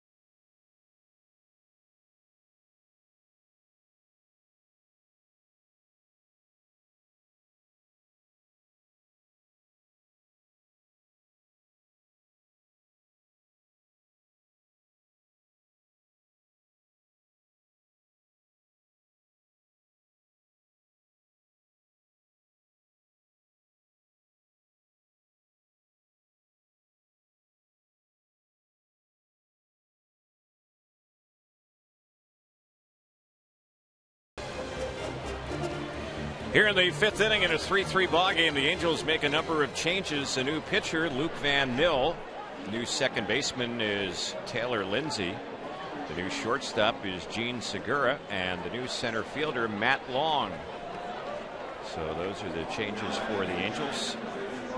Hawkins leaving the game. He worked in the top of the 4th inning, went 1 inning, giving up 4 hits and 3 runs in his first game this spring. All the runs were earned. He didn't walk or strike out anyone. Van Mill's first pitch, and it's a bunt on the third base side. Trumbo fields, but has no chance to get a throw to first with Christian running, and he has a bunt hit. Nothing Mark could have done with that one. And the thing, I guess it's good in a way, Jose, he didn't try and force the issue. He just decided to hold on to the baseball. There was no reason to throw to first and risk a bad throw. McGrath's really ate it up there, and that's something that's going to happen often this season. The more he plays third base, teams will test him. It is expected. So a leadoff hit. The big 7-footer, Luke Van Mill on the mound. The runner goes. The pitch is high. The throw to second. A one-hop throw just a little late. Well, that base was stolen on Van Mill as Christian was on the move. Good pickup at second base by shortstop Segura. That one hopper. And you're absolutely right. That base had nothing to do with Bobby Wilson, but with Van Mill being quite slow to the plate. So a runner at second, the 1-0 pitch lifted in the air into right center field. Long has a beat on it. He'll make the catch. The runner tags, and the throw will be way late to third base. So Blanco will get a fly out there, but he does advance the base runner to third. 1 out. And Barris will be the next batter. Hey, Terry, yesterday we talked about the beautifully designed media guide the Angels have come out for 2012. And, of course, nice balance out front. Championship year celebrated. 10-year anniversary of 2002. Hard to believe it's been 10 years. Yes, and one of the faces from that year is here today on the other side. That's right. That's Ramon Ortiz as that pitch is fouled off. And to this day, Ramon still remembers the visit to the White House, doesn't he? Ramon Ortiz, one of our all-time favorites. Had a chance to catch up with him. Darren Chan, of course, our deluxe producer engineer. Page 42 of the Angels information guide. We mentioned yesterday, that's our favorite page in that Angel media guide. 14. Infield is in, and that one is a pitch that's high on Barris. You mentioned Ramon, of course. We have to laugh when we talk about Ramon Ortiz. You know, that year he was a clutch pitcher for the Angels, but he still remembers that when the Angels made their trip to Washington to meet President Bush, he says that President Bush said, "Hey, Ramon, nice suit." There's a pitch that's low, and he told that story again today in their dugout before the game when we had a little visit with him with some of his new Giant teammates. And they didn't know what to believe. They didn't know if he was pulling their leg or if the president really said that to him. It was a light blue colored suit. That's right. Here's the 2-1 pitch. There's a bunt. They try and squeeze a run in. The ball is going to drop fair on the first base side. The play is made by Cantu to stop it, but he has only one chance for an out first. They will squeeze in the runner from third base, and a sacrifice for Barris, and the Giants are on top. It's now 4-3. Well, they're gone to the little ball here this inning. Yeah. The bunt hit, the stolen base, and with a guy on the mound that's that tall, that's the way in which Bruce Bochy will find a way to push the issue. Make those big guys feel their position.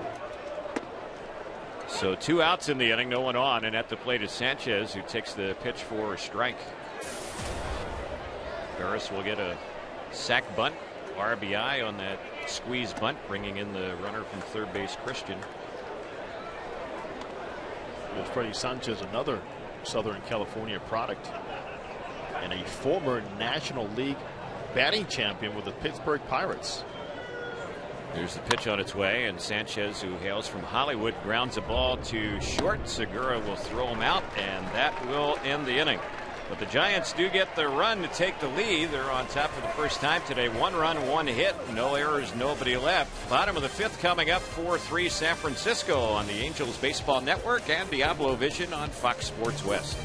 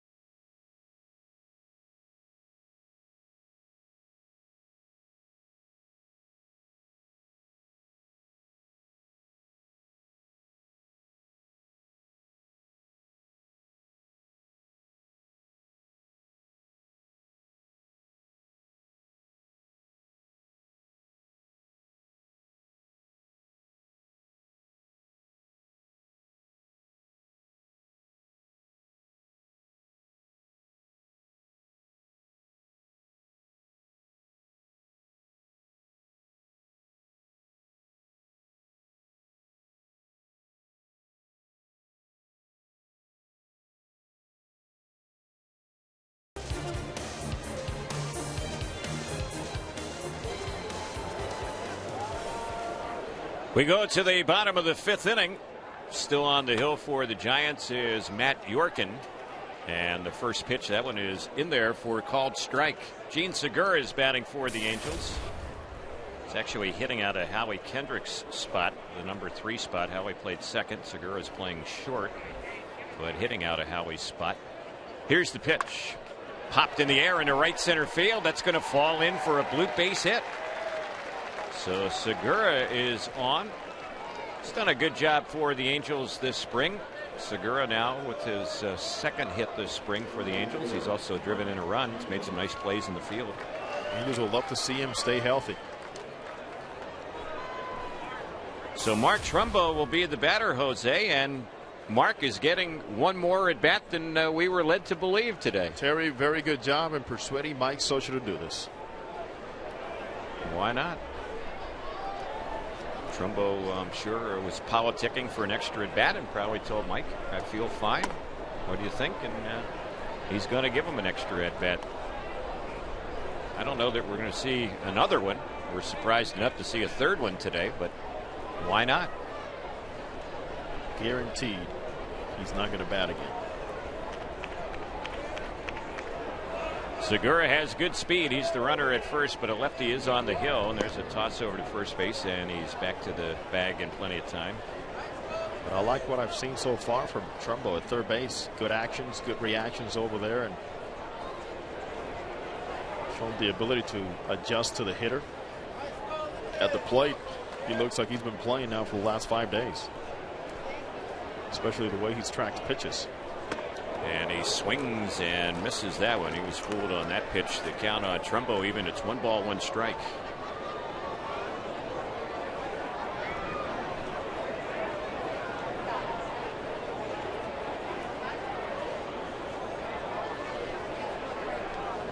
Matt Yorkin, the third pitcher of the day for the Giants, working in his second inning. 1-1 delivery. That's high and away. Off speed pitch. 2 balls, 1 strike. Trumbo has a sac fly. He's also reached on an error, so officially 0 for 1 with a run batted in. Hope you're enjoying the action wherever you're listening to Angels Baseball on the Angels Baseball Network, or if you're watching today on Diablo Vision on Fox Sports West. Our pleasure to be with you on this Saturday. There's one that's fouled off. We'll have another game from Tempe tomorrow. Remember, we are springing forward in certain parts. Right. Yeah. In Southern California, make sure you move the clocks up an hour when you go to bed. And then you'll be on the same time we're on right now here in Arizona. Terry, you don't have to worry about your sleep or anything. That's right. I don't lose or gain an hour here in Arizona. Stay even. The pitch. Trumbo hits a high drive deep into left center field. It is way out of here. Wow. That one there clears the fans out in the lawn area. A tape measure bomb from Trumbo. And just like that, the Angels are back on top, leading it 5-4. Wow, was that ball hit? Was it ever hit? And I have been impressed up to that at bat about just the way he's tracking the ball all the way into the hitting zone, laying out certain pitches. And he put a mighty swing on that one. No wasted motion. I'm glad he got that last at bat. That's why Mike Scioscia gave him an extra at bat today. A stroke of genius, as it turns out. So the batter now is Cantu, and he takes the first one low for a ball. And Mike Scioscia will do everything he can to have that bat in his lineup as much as possible this season somehow. He's earned it. Here's the pitch. Cantu takes that one for a strike. There are still a lot of fans out there in left center field where that ball got out that are still turned around looking where that ball landed. That was one of the deepest home runs I've seen hit here, Jose. That was an absolute bomb. I keep saying the days of Troy Glaus and Vlad Guerrero. It's a long ways. 2 balls, 1 strike here on Cantu. 5-4 Angels. The pitch popped foul on the right side. That one's going to get back and out of play. That home run by Trumbo is first. This is the first game that he's batted in this spring. It's only the 3rd home run that the Angels have hit as a team so far this spring, and this is game number 6 of the Cactus League for the Halos. So you know what I got to do earlier this spring? I took a tape measure from the left field pole up the berm and to the fencing, to the edge of that fencing. So the back of the lawn area. Yes, you see the left field pole, the lawn area, and then the fence. 404. Right down the line, it's 404 to the fence. All right. So when everybody tells you that, anybody tells you that that ball that Trumbo hit is not close to 500 feet, don't believe him. That is way off the mark. Just consider. Here's Cantu driving a ball deep into center field. Chasing after it is Blanco, and he will make the catch a few feet from the rim of the track. That one had some distance as well, but a long out. And the batter will be Bobby Wilson. Well, when we give the dimensions here at Tempe Diablo before the game starts, I mentioned in the gap in left center, it's 400 feet. Think about that. There's 64 feet between the left field pole and that fence. So Trumbo's shot is approaching 500 feet. Right. And that's what I was mentioning, Jose. I don't recall very many home runs hit that deep here as what we saw in this inning. Here's a little pop into left field. A diving attempt by Christian. He can't come up with the catch. The ball got behind him, but he quickly recovers. And he did a good job to just keep Bobby Wilson to a single on that one. That was a good effort by Christian. A 1-out hit, the 3rd hit in the inning for the Angels, and the batter now will be Hank Conger. Nice effort coming in. But a tough read off the end of the bat because it was a full swing, but the ball was hit off the end of the bat. So Conger steps up. 5 runs, 9 hits for the Angels, 4 runs, 6 hits for the Giants. 3 of the 4 that have batted so far in this inning have had hits for the Angels. Yorkin is ready, and there's a pickoff toss, and then they fire up the second, and it's a bad throw by Huff, and Bobby Wilson will be safe at second base. Well, the Giants just didn't execute right there. They had Wilson picked off, but they let him off the hook. It was a design first move play by Mike Sosha. And it doesn't start off very well because Wilson was done. But Huff, not known for his defensive capabilities, makes a wide throw to shortstop Arias to the wrong side of the bag. So that'll be an error charged against Huff.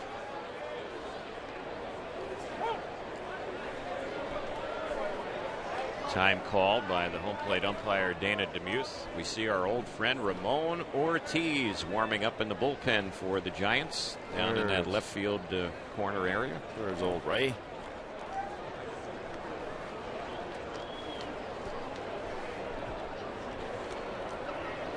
Yorkin's next pitch. That one is low and away.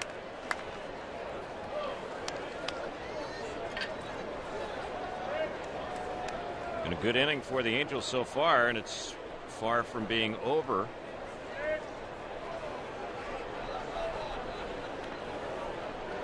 Runner at second base, 1 out, 2 runs in.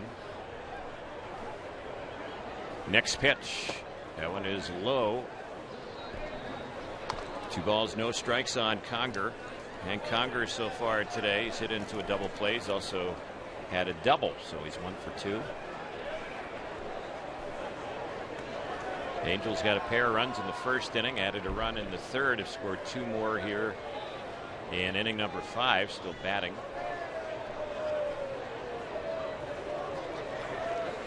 See Mike Socha getting active over there in the Angels dugout.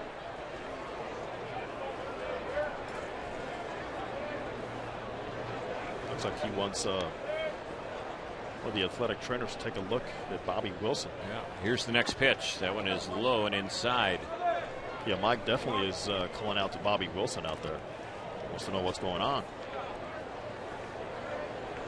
And now Adam Nevela, the Angels head athletic trainer, is going to go out there, and we very well might see a pinch runner here for Bobby Wilson. He's starting to walk off the field right now. A little bit of a limp as he's walking off.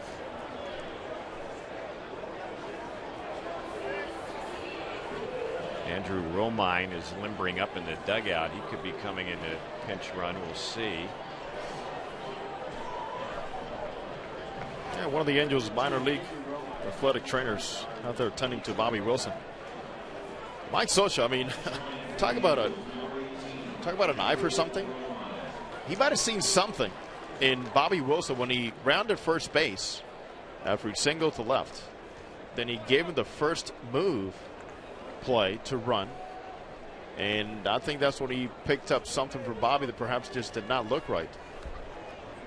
So Romine will be the pinch runner. The count's 3-0 on Conger, and he takes high and outside, ball 4.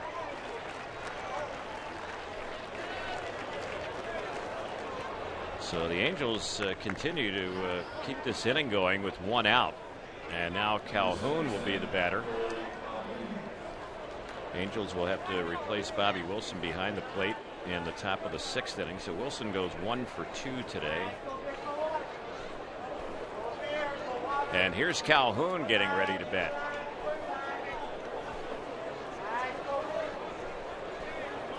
Yorkin is ready. Next pitch. That's a breaking ball in there for a called strike. Hey, Tara, another Calhoun at bat, another lefty.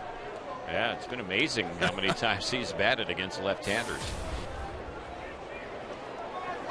Tomorrow the Angels will see another lefty here in Tempe. It's David Huff for the Indians against Garrett Richards. Split squad. Here's Calhoun fouling one back to our left out of play. Also against the Cincinnati Reds, it'll be Eric Hurley, the righty for the Angels, against Matt Latos for Cincinnati. That game will be played in Goodyear. When the Angels play on Monday here against the Dodgers, Jared Weaver will start that game. Aaron Harang will be the starting pitcher for the Dodgers. The 2-strike pitch on Calhoun. He takes that one for a ball.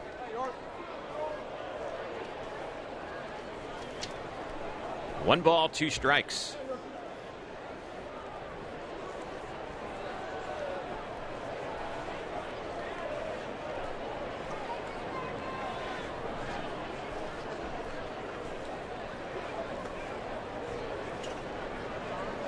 Two runners on. The two-strike delivery. Bounce back to the mound. This could be a double play. The flip to second and the relay to first. It will be a double play, and that will end the inning. So Calhoun hits into a twin killing, and that'll do it for the Angels here in the fifth. But the Angels do come up with a pair of runs, and they did it on the tape measure home run from Mark Trumbo. That was one of the 3 hits in the inning. The Angels also had a walk. There was an error in the inning, and the Angels wind up leaving 1 runner on base. We've completed 5. We head to the 6th inning. It's 5-4 Angels on the Angels Baseball Network and Diablo Vision on Fox Sports West.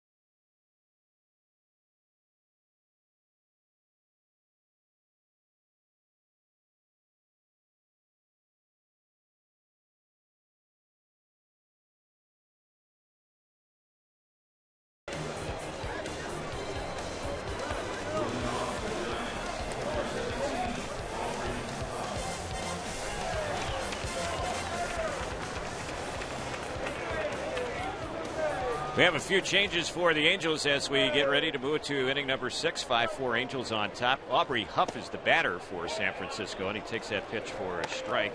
Robinson Diaz is the new catcher, and Luis Jimenez is the new third baseman. Mark Trumbo's day is over. Nice day for Mr. Trumbo all the way around. There's a pitch that misses high. Trumbo ended up going 1 for 2 officially with a home run and 3 runs batted in.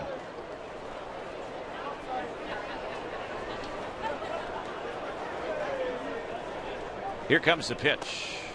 That one is outside from Van Mill. Aubrey Huff is one of those players that had a poor season for the Giants last year, and he blamed it on himself. Here he hits a ball high and deep into right center field. Calhoun is going back. That one is out by the wall and out of here. It's a home run to tie the game at 5. And he blamed it on himself because he says, I did not come to camp in the best shape. This season, different story. Came to camp in very good shape, and he has connected already for his second home run here in Cactus League action. A no-doubter. He's had a couple of solo homers so far this spring. And so it's a new ball game again. We're tied up 5-5. Giants with their first home run in this ball game. They've hit 10 of them so far this spring. We talked about the Giants earlier, the fact that they were pretty anemic offensively last year. They were next to last in the majors last season in on-base percentage, dead last in the majors in runs batted in, second to last in the majors in team batting last year, and they were next to last in the majors in runs scored last season. You know, hopefully the injection they'll get offensively from Buster Posey coming back. Pablo Sandoval repeating his last year's performance. Aubrey Huff bouncing back. They need Freddie Sanchez to come through for them. Yeah. Pitch is fouled off on the left side, out of play. Melky Cabrera and Angel Pagan. Let's pause for station identification here on the Angels Baseball Network.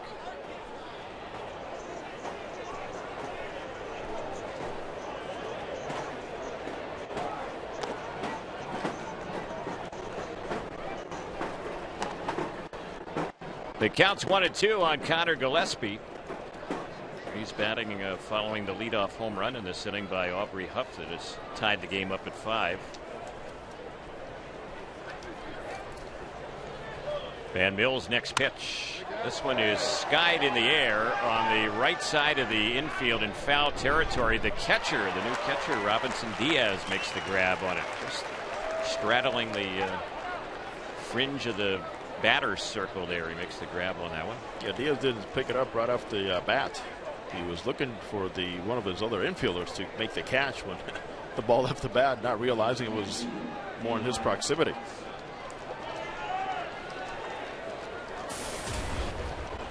So the Giants catcher Eli Whiteside will bat.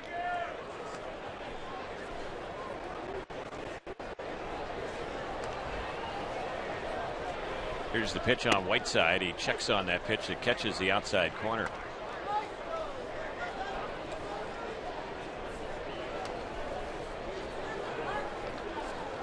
Luke Van Mil on the hill for the Angels. The big right-hander from the Netherlands. He delivers, and that pitch is low and away. Came in a trade for Brian Fuentes, trade with the Minnesota Twins. Fuentes, there's a very good chance he could be the ace closer this season. Right. Next pitch, that's lifted in the air down the right side, backing out of play.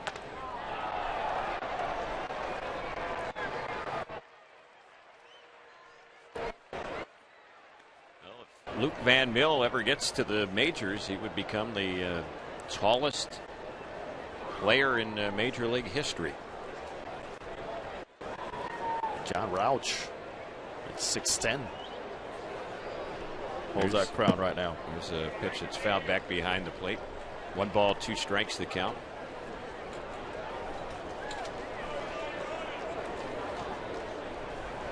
Van Mil's numbers were good last year. In Double-A, 2.04 earned run average. So we'll see where he begins the 2012 season. Could be at Triple-A Salt Lake. There's a pitch that's low and inside. They're trying to get it, to put it all together with the arm that he has, with the size that he has, and of course, secondary pitches are an issue. Command is an issue. Here's the 2-2.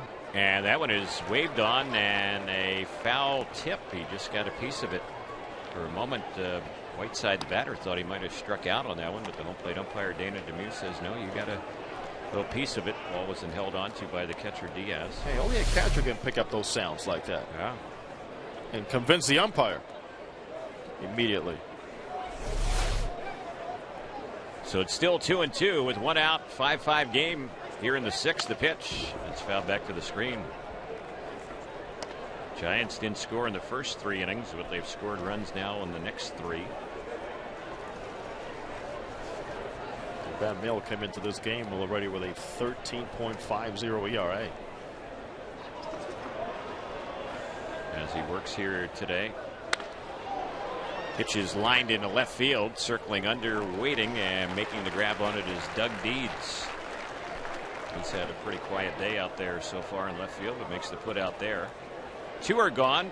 Arias will be the next batter. Van Mil, who's pitching for the Angels, making his 2nd appearance this spring. Arias is 0 for 2. He's lined out, and he's also grounded out. Breeze picking up a little bit, blowing to left center as Arias fouls that pitch off over on the left side for strike 1. Hey, is Ramon Ortiz pitching his game on the side or what? He is. He's still warming up out there. He sure is. He just finished. Here's the next pitch. That one a little low and away. 1 ball, 1 strike.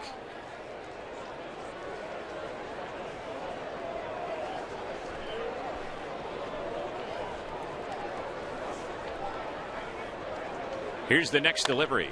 Chopped on the third base side. Jimenez, the new third baseman, has it. His throw is right on the money, and the inning is over. So Van Mille gave up the leadoff homer, then retires the next 3 in a row. The home run was the only hit in the inning. There were no errors and nobody left. Bottom of the 6th coming up in Tempe. We're tied at 5 on the Angels Baseball Network and Diablo Vision on Fox Sports West.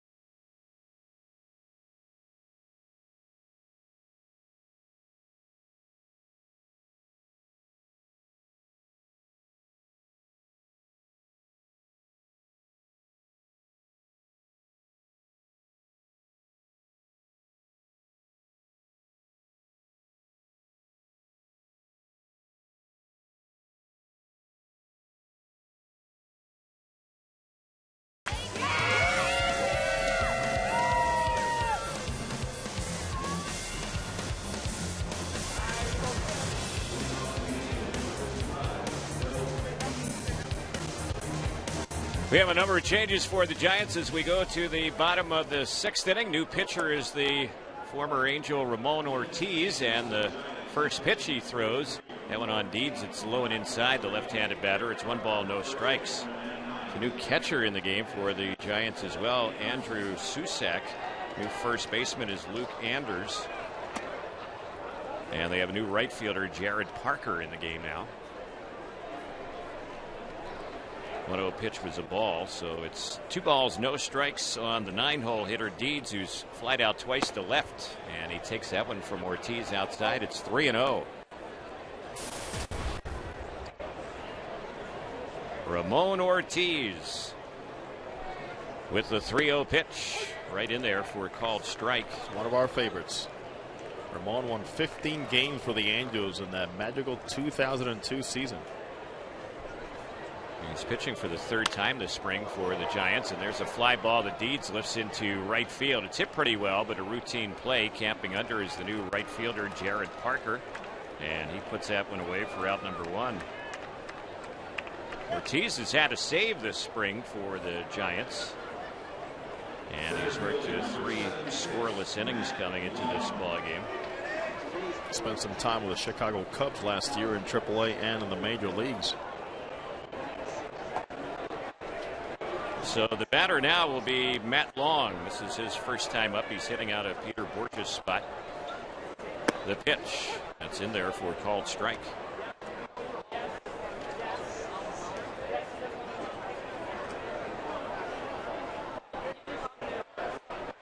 Here's the pitch. That one is a little bit low for a ball. The attendance today, 9,638, 9638. And that's a little bit more than yesterday. Yesterday we had 9562. There's a pitch that is cut on and missed. So what, Jose? We've had 76 more here today than yesterday. Absolutely remarkable.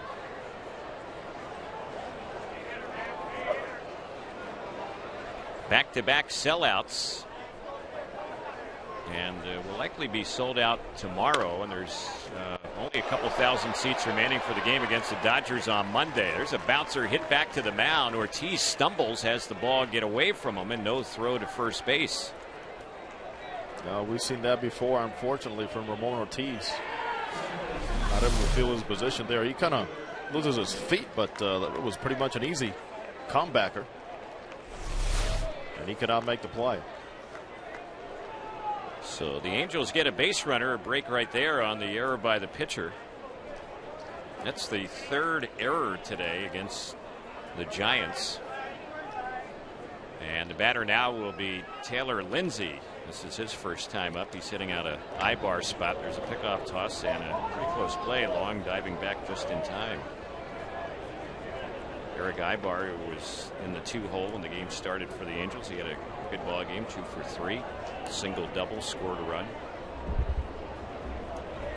Get a toss by Ortiz to first, and diving back goes long. Ramon Ortiz is 38 years old. He'll turn 39 on May 23rd. Still involved in the story that will never die here in spring training. The famous ostrich during the morning meeting. Yeah. There's a pitch that's cut on and missed by Lindsay for strike one. To this day, you still have guys talking about it, including manager Mike Scioscia. Who is the ringleader? Is that Jared Washburn involved in that? Jared Washburn was assigned to go cover the Ostrich Festival here in the Phoenix area. He came back with an ostrich. That's right. And they brought it into the clubhouse. And what Ramon let it loose. Was calling it the big chicken. Get that big chicken away from me. That big chicken. Mike Scioscia grande pollo. Yeah, no, he said it in English. He did? Big chicken. And then Mike Scioscia said he crawled and jumped in that locker like I'd never seen anybody do before.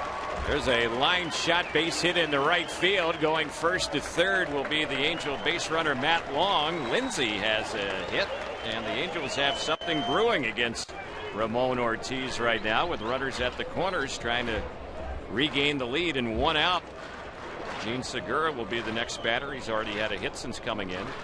Remember, our good friend Preston Gomez was always on Ramon Ortiz, Terry, about his antics on the mound. He's a very energetic guy, easygoing guy, always happy. But Preston will always say, Ramon, after every pitch, you don't have to go to your belt or your hat or fix your pants. Just relax. Right. If you watch him, he still does it. So here's Segura batting with a chance to put the Angels back on top, and he takes that pitch for a strike. Lindsay, who just got the hit, Taylor Lindsay, he has been swinging a good bat this spring. He's been up 4 times with 3 hits for the Angels. Young player, had a big year last year in rookie ball. He brings a lot to the table. So far, he's not afraid. Here's Segura popping one back foul behind the plate. This one's going to get back to the seats and out of play. Another young player, Terry, for the Angels who is well known around this area is Lindsay.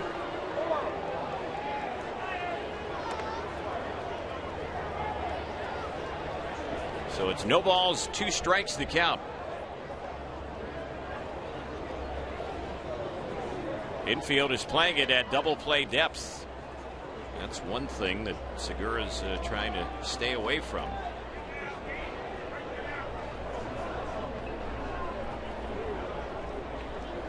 Ortiz taking some time between pitches.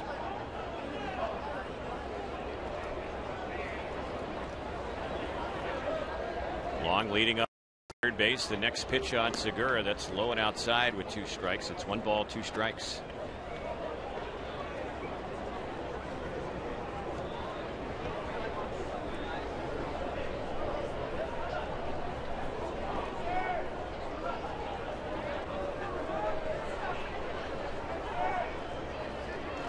Jimenez waiting on deck. He's yet to bat in this game, and there's a pitch that's low and outside.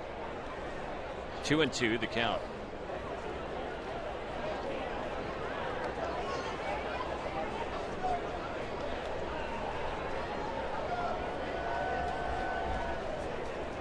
Ortiz. He'll tend to slow things down when people get on base, and he's doing that right here. Runner at first goes. The pitch, it's fouled off on the right side, out of play. So Lindsay, who is running the base runner at first, will have to go back to first base, and the count stays at 2 balls, 2 strikes on the hitter, Gene Segura. Ortiz's chance of making the ball club fall on being a swing man, pretty much like he did for the Cubs last season. Long man out of the bullpen, and an occasional start here and there. He has to pitch his way out to the ball club. This is his second go-around in the Giants organization. Speaking of Ramon Ortiz, he was 1-2 last year in 22 games with the Cubs, 4.86 ERA. He spent some time in AAA last year as well. The pitch is outside, so the count runs full. 3-2.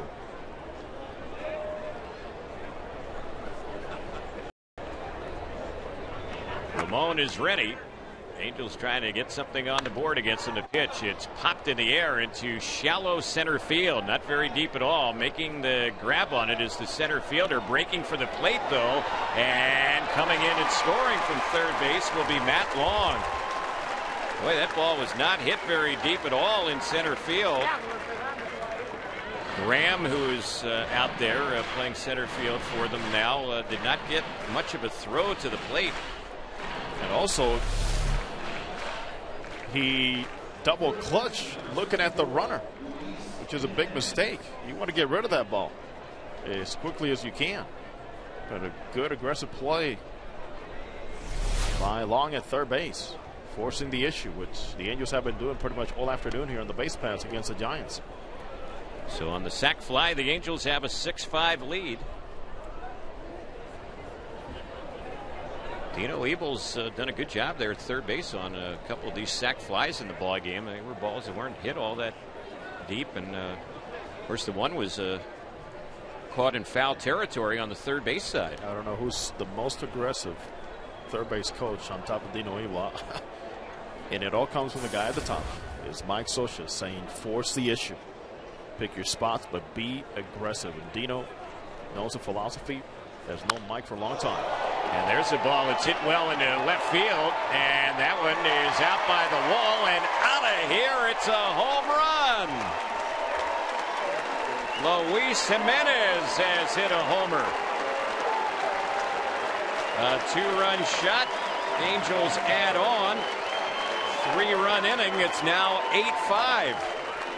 And these two have faced each other in Winter Bowl down to the Dominican, and Luis Jimenez takes this fastball right down the middle.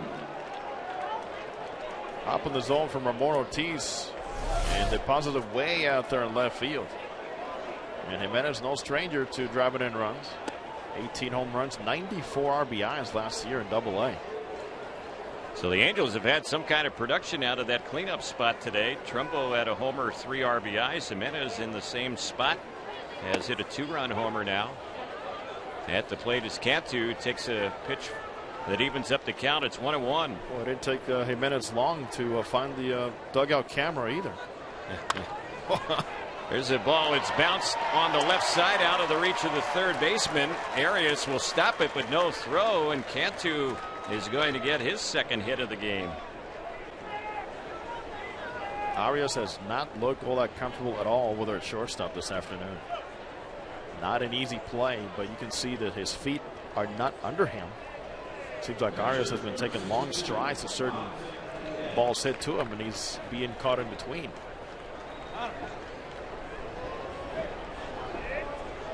So the batter now is the catcher, Robinson Diaz, his first time up. He's sitting out of Bobby Wilson's spot, and the pitch that's low and outside. All these runs in this inning against Ortiz are unearned due to his own error on the comebacker that was hit by Long earlier in the inning. Here's the pitch. That one's low and outside.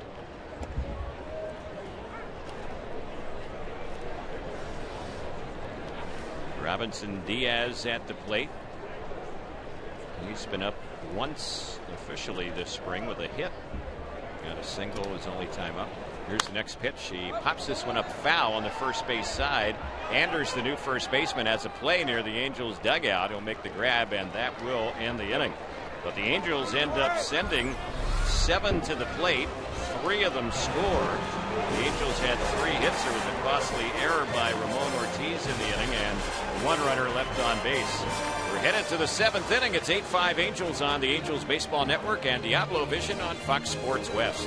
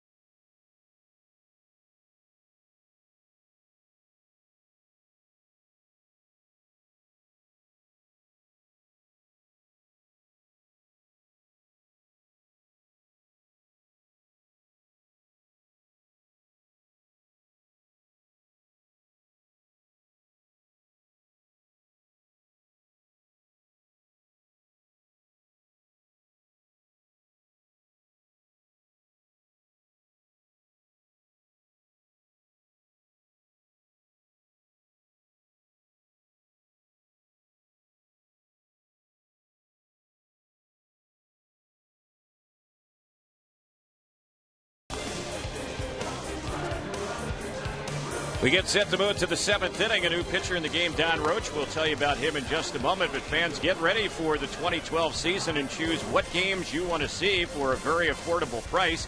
The Angels Big A plan starts at just $15 per seat and allows you to use 10 ticket vouchers however you choose from 40 Angel home games. The plan includes promotional nights, weekends, and postseason options. Buy your plan today at angels.com/mini plans or call 888-796-HALO. Don Roach will be the new pitcher for the Angels. And this will be the first time we've seen him this spring. Non-roster pitcher who hails from Las Vegas. And the first pitch, that one is low for a ball to count. 1 ball, no strikes.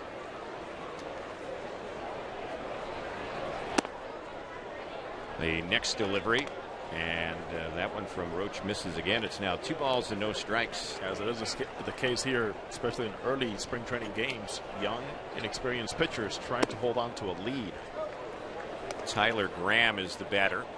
He's been in right field for them and also in center field for them. Holding on to those leads, Terry, as we know very well, becomes a challenge, especially if you don't throw strikes. And that time right there, the new pitcher, the youngster Don Roach, unable to throw a strike to Graham, so he's on with a leadoff walk.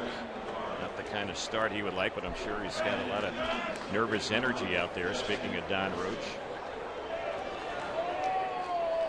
Christian will be the next batter, their left fielder.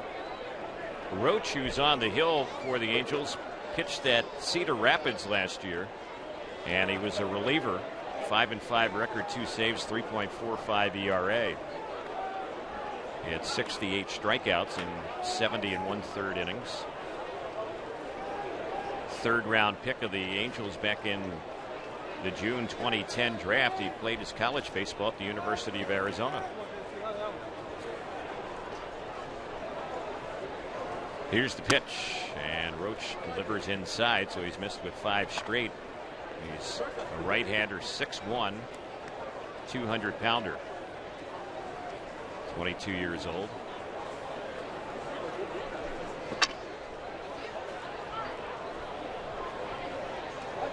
Angels have an 8-5 lead as we get the 7th inning underway.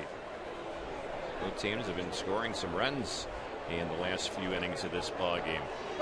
There goes the runner at first. The pitch is strike. Throw down to second in time. Good throw by Robinson Diaz. Down there to Taylor Lindsay covering the second baseman, and they gunned down Graham. He's the player we told you earlier stole 60 bases last year in the minors. Angels catchers have been on the money. Robinson Diaz, quick release and threw a strike to second base. Here's the 1-1. And checking the swing on that one on the appeal, they say that Christian was holding. In fact, Diaz sets up a little like Tony Pena-ish behind the plate with an open right leg out there. Here comes the next pitch. Chopped on a high hop to short. Fielded by Segura. Have to hurry the throw, and he gets it there just in time. So 2 are gone with no one on base. What happens when you pitch a contact? It's all on you. Catcher helping you out. Nice play by Segura. Roach feeling pretty good about himself right now. Easier said than done, of course. It's a lot of pressure out there on young pitchers around this time of the big stage.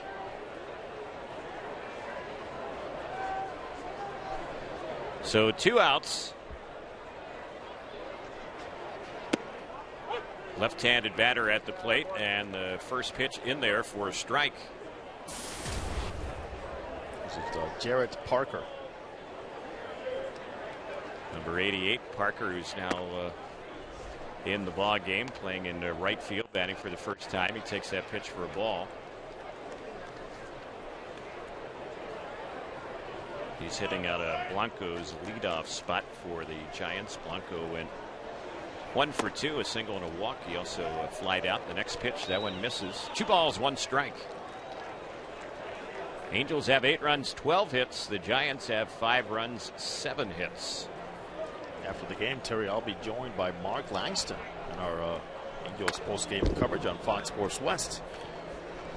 And you'll be joined by Langston quite a few times here this season, too. Right. He's going to be on the radio side with us for a number of Angel home games this year. He's out there sitting next to Marcel Latchman as a guest instructor. I'll be moving over to do some games on Spanish TV in our new coverage here with the Halos on Fox Sports West.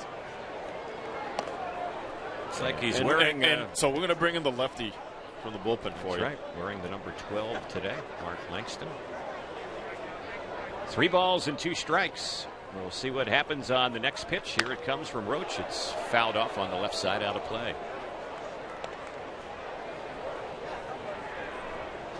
Van Mill, who Roach has replaced here in the 7th inning. Luke Van Mill went 2 innings. He allowed 2 hits and 2 runs. They were earned. He also gave up a home run. Didn't walk or strike out anyone. Here's the next pitch, and on the 3-2. That's low and inside, ball 4. So the second walk given up here by Roach, the 3rd issued today by Angels pitchers. Hey fans, one of the most popular giveaways of the season is here. And on April 7th, the Angels take on the Royals at 1:05 p.m. and all fans in attendance will receive a Big A fleece blanket courtesy of State Farm while supplies last. And to get those tickets, visit the Angels Stadium ticket office or angels.com. Barris at the plate, swings and misses the first pitch for strike 1.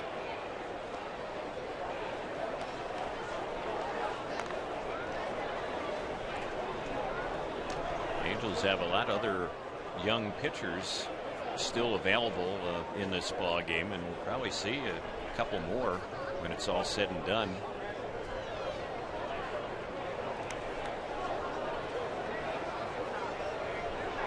Oh, and 1 is the count. 8-5 the score. The Angels leading. We're in the top of the 7th. Here's the next pitch. That's chopped foul right by the plate.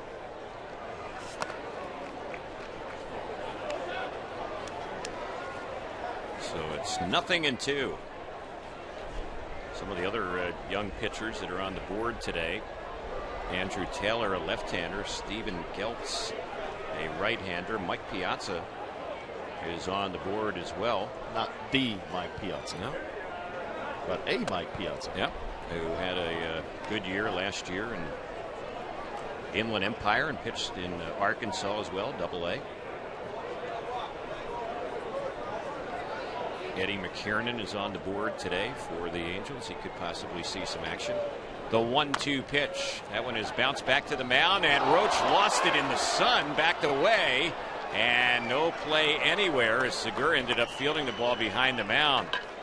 Boy, that looked like it was going to be the easy play over there for the final out, but instead they have the bases loaded, and this inning is far from being over. You can see how challenging it is for the outfielders, the infielders, the catchers, and also the pitchers now here in Arizona with a high hop right into Big Red. So we'll see how that one is scored.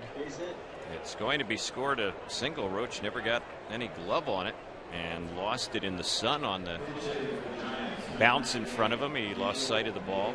So an infield hit, 2 walks and an infield hit have loaded up the bases. And Daniel Mayora is going to bat out of Freddie Sanchez's slot. Right-handed batter, the pitch, and that's a good-looking breaking ball in the outside corner. Mayora, M-A-Y-O-R-A. A 288 hitter last year in the minor leagues.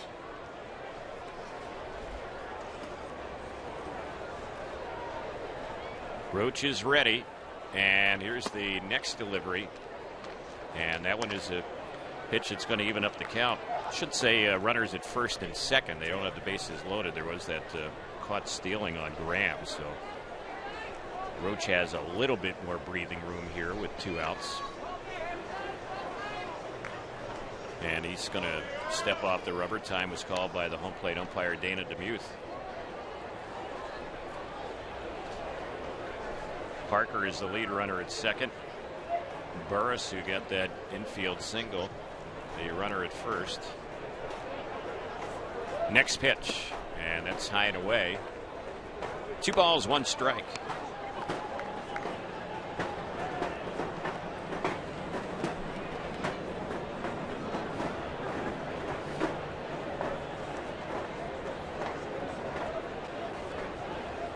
Infield is back. The outfield is straight away. Roach taking some time between pitches. Now is ready. Here's the 2-1, and that's in there for a strike. Mayora thought it might have been a little bit high.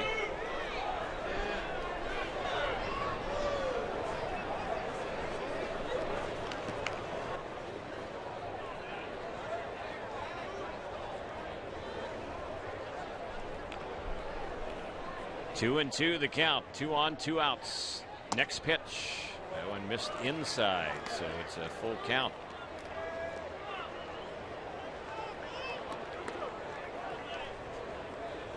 Waiting on deck, the new first baseman, who's yet to bat in the ball game. That is Andrew Susak.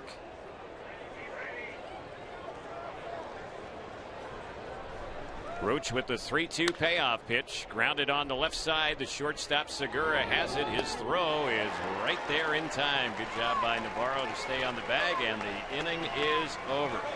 So they threaten but fail to score here in the 7th inning. No runs, 2 walks, 1 hit, no errors, and 2 runners left. 7th inning stretch time in Tempe. The Angels leading the Giants 8-5 on the Angels Baseball Network and Diablo Vision on Fox Sports West.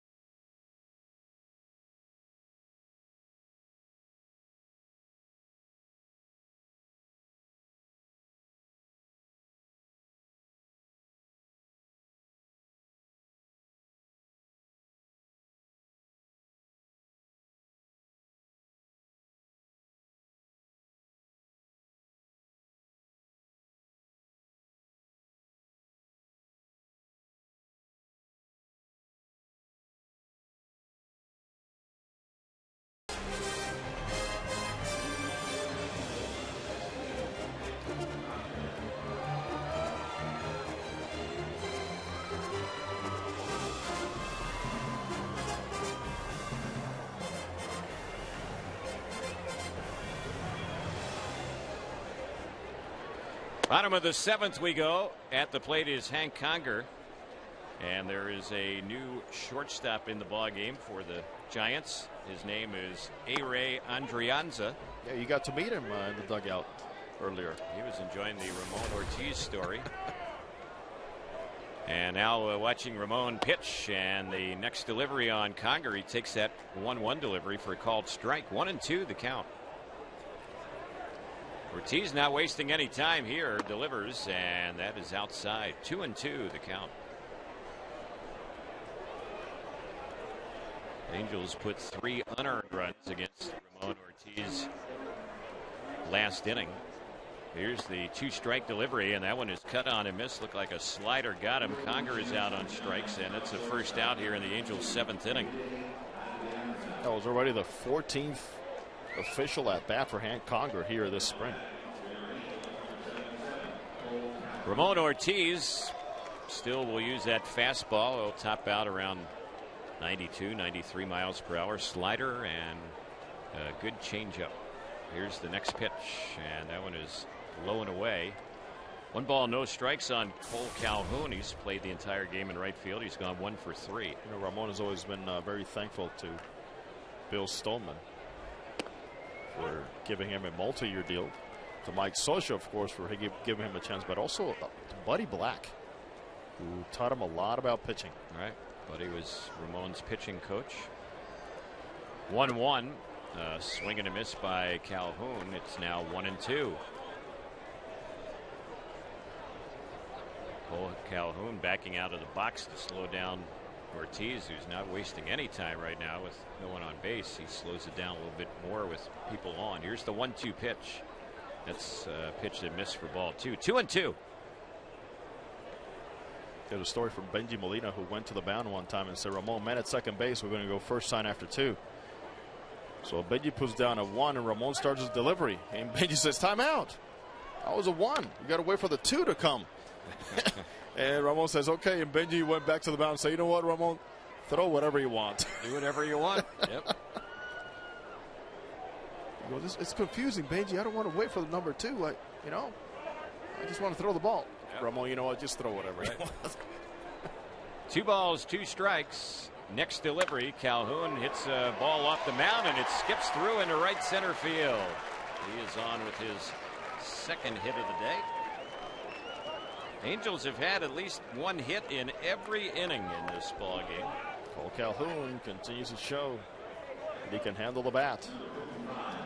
Also has had a lot of at-bats. It was also his 14th official at-bat here this spring. 5 hits for him. Angels have had 13 hits along with the 8 runs today. Doug Deeds will be the batter. He's looking for a hit. He's gone 0 for 3 with 3 flyouts.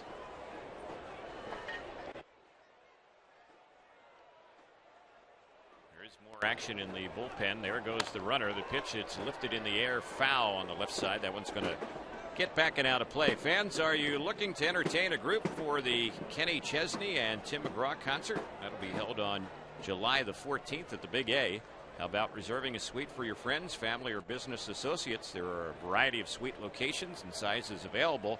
For more information or to reserve your suite, call 714-940-2094.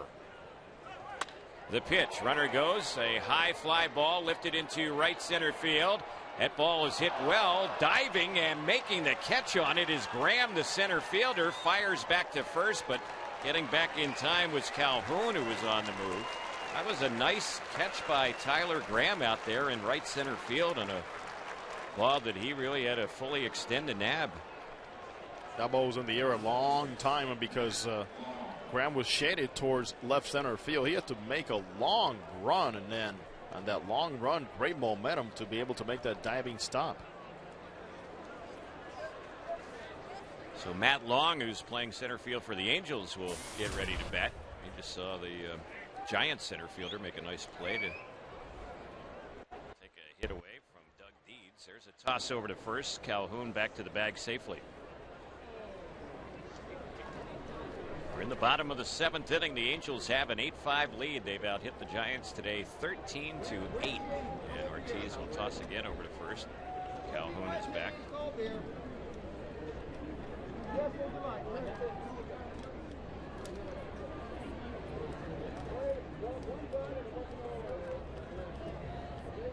The veteran right-hander delivers. Pitch smacked on the first base side. Good stop by Anders, the first baseman. He'll solo to the bag. He gets Matt Long, and that will end the inning. Angels in the 7th. No runs, a hit, no errors, and a runner left. 8th inning coming up in Tempe. It's an 8-5 Angels lead on the Angels Baseball Network and Diablo Vision on Fox Sports West.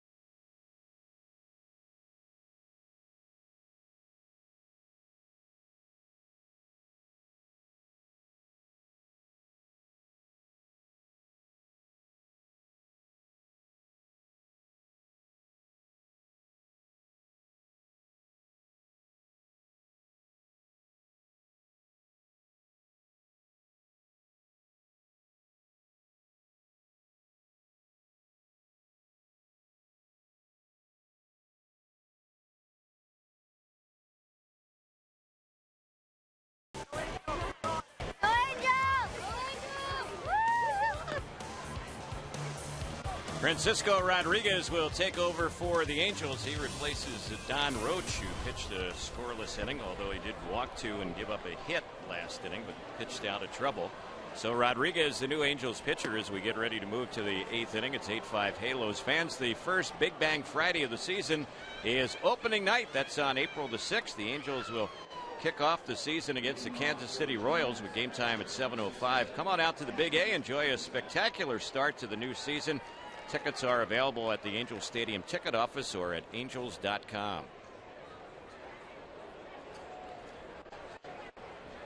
So right-hander against right-hander as Francisco Rodriguez gets ready to work. He's facing Andrew Susek, who's batting for the first time, and he rips the first pitch into left field for a base hit. Susek didn't waste any time in his first time up today. First ball swinging, a line single.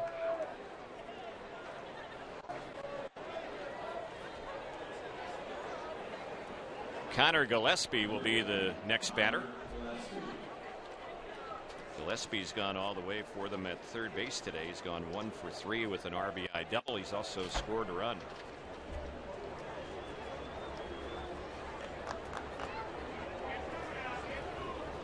Francisco needs to keep the ball down. Trust that cut fastball, but also trust the strike zone. Don't shy away from it. There's times when he shies away from contact and gets himself into a lot of trouble. He can get it up there. 92, 93 with a very good cut fastball. 1 ball, no strikes to count on Gillespie. Here's the pitch.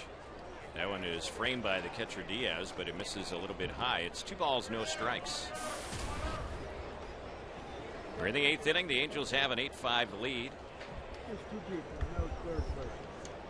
The Angels had a 3-0 lead, another 3-run lead early in the ball game. Then the Angels fell behind 4-3, but have come back to take the lead in the pitch. That one is a liner that's caught by the first baseman over there, Navarro, and he applies the tag on the runner Susek, who is frozen and standing right beside Navarro when he caught that line drive. It's a double play. Beautiful. That is well defended right there. There's nothing you can do as a runner because you are so concentrated on getting a good secondary lead. There's nothing you can do. Susak, that runner, was in no man's land. He didn't want to get hit by the ball. And, of course, he thought there was a pretty good chance Navarro was going to catch it. So he was kind of frozen there for the easy double play, unassisted double play. First pitch is swung on and missed. And the count, no balls and 1 strike.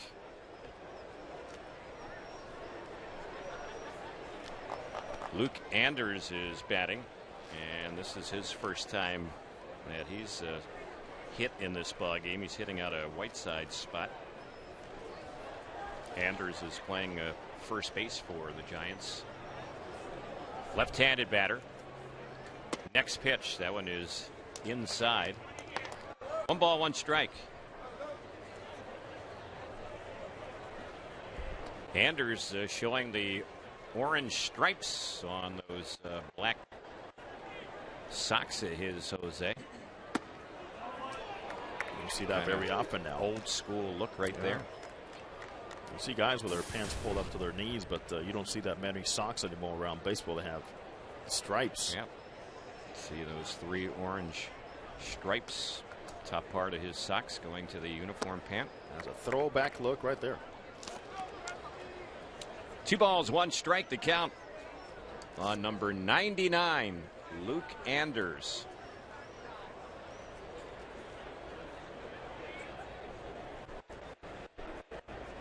Here's the next pitch from Rodriguez. That's a called strike on the outside corner, so he's battled back to run the count full.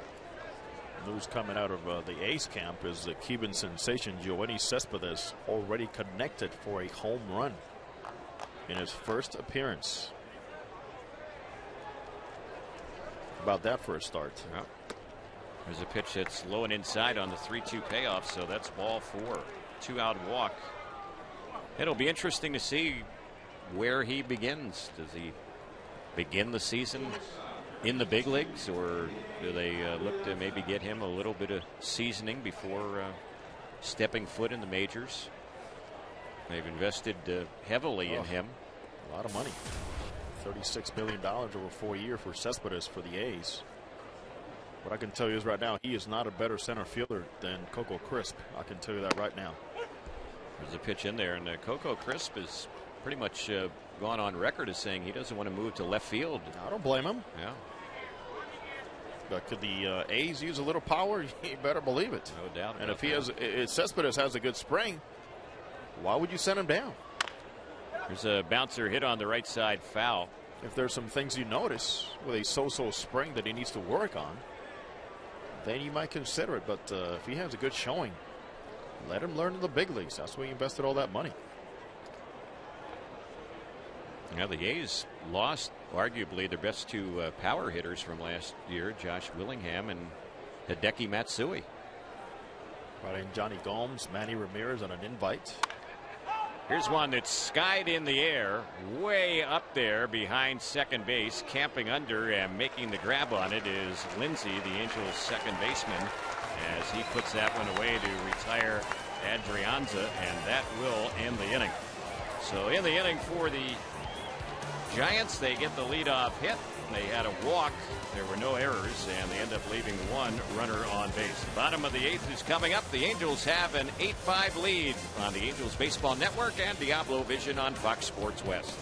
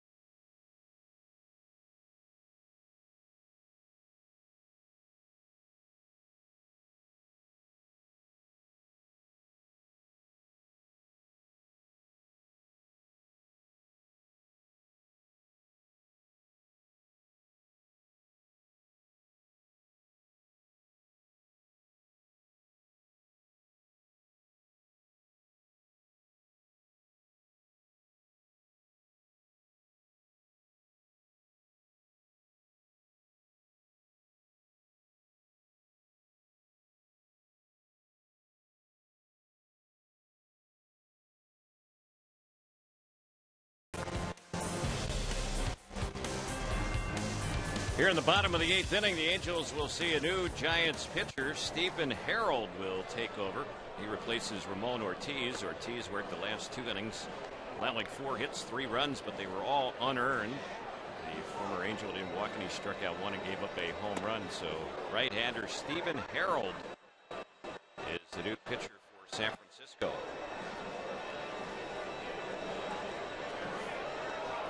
Hey fans, Kaiser Permanente Family Sundays at Angel Stadium are the perfect way to spend time with your family on the weekend.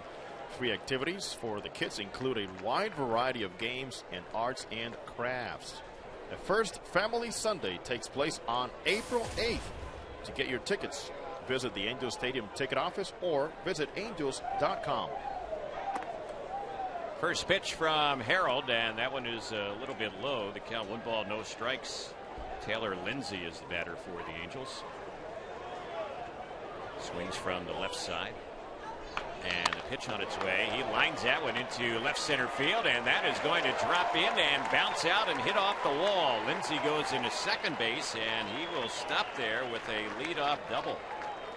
Well, Lindsay last season playing for Tom Kochman at Orem in the Pioneer League, he was a hit machine, and he has been a hit machine so far this spring for the Angels.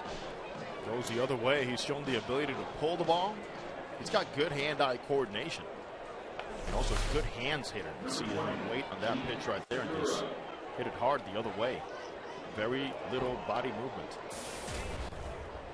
Lindsay hit .362 last year in rookie ball. And he has been a tough out with the Angels so far this spring. At the plate is Segura. He takes that one for ball 1. It's 1 ball, no strikes. Lindsay is now 4 for 5 this spring with a couple of RBIs.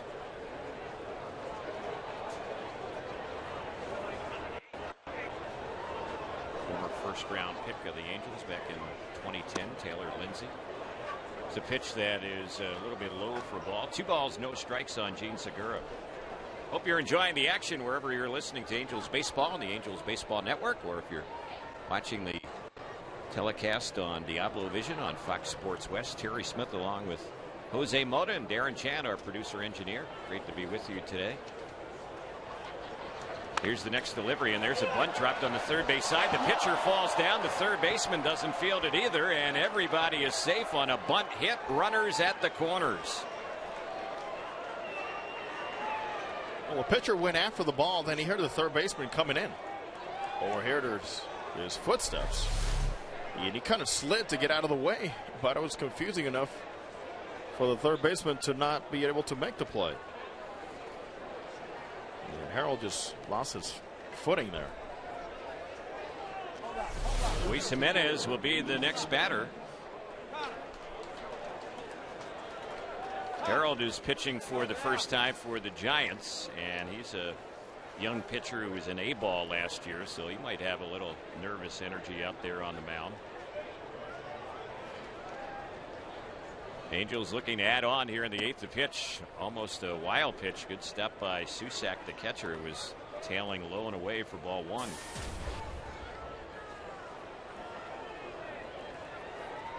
Stephen Harold last year had 16 saves. He was a closer at Augusta. He also played at San Jose, pitched for San Jose in the Cal League last year as well.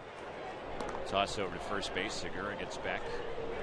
Segura has been a spark plug since coming into the ball game. He's 2 for 2 with a run scored. He's also had a sac fly. We've seen a number of the young Angel position players play very well so far here in the early part of the Cactus League. There's one that's low and outside. Always a plus when you get young players in there, especially the higher rated players in the organization. Get those repetitions at this level before the regular players start needing their at-bats. So far, so good for the young Angels. Here's the pitch, chopped down the third base side. They'll go to second for 1, relay to first in time for a double play. Scoring on it from third is Lindsay on the twin killing. No RBI for Jimenez, but the Angels do add on. It's now a 9-5 lead here in the bottom of the 8th. That's all it takes. Put the ball in play, see what happens. Good job there executed by the Giants turning that one around. Left the bat, it just didn't look like there was going to be a chance, but a nice turn at second base by Burris. The Angels have hit into 3 double plays today, but have scored 9 times and have a 4-run lead here in the bottom of the 8th inning. Navarro is at the plate, and the first pitch that's in there for a strike.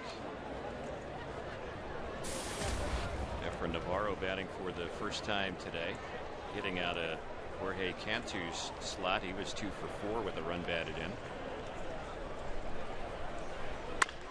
And the next delivery, it's bounced foul over on the right side.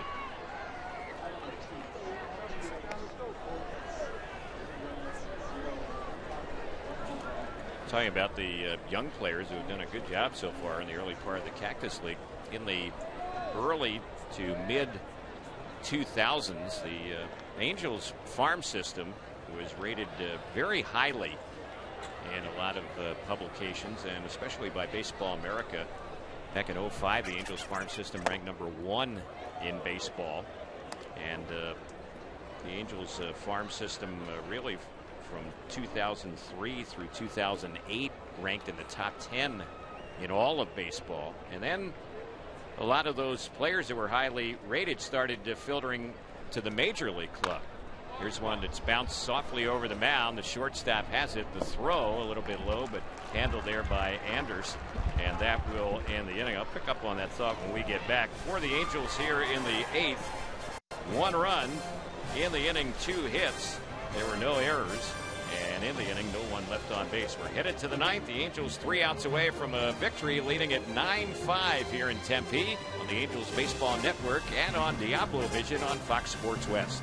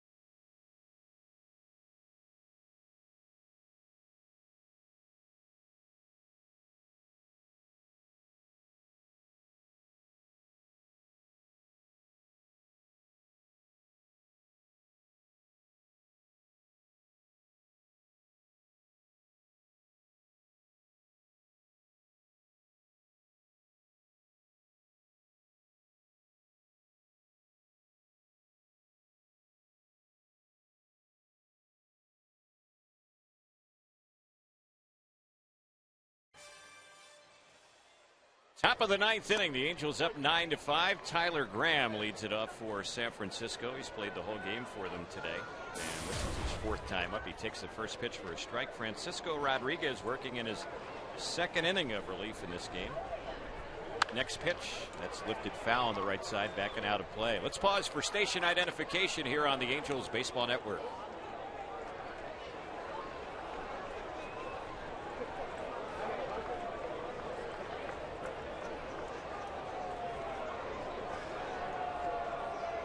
Two strikes the count on Graham, and the next delivery, that one is low and outside. Jose is starting to head down to field level. He'll join Mike Scioscia after the ball game. Get some of Mike's thoughts on today's game here in Tempe.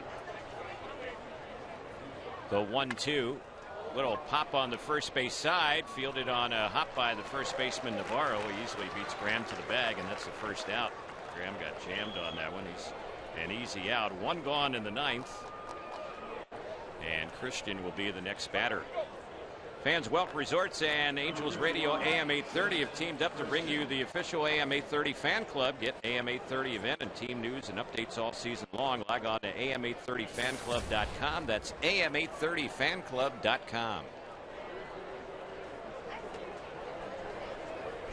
Rodriguez ready, and here's the first pitch on Christian. He takes that one low and inside for ball one.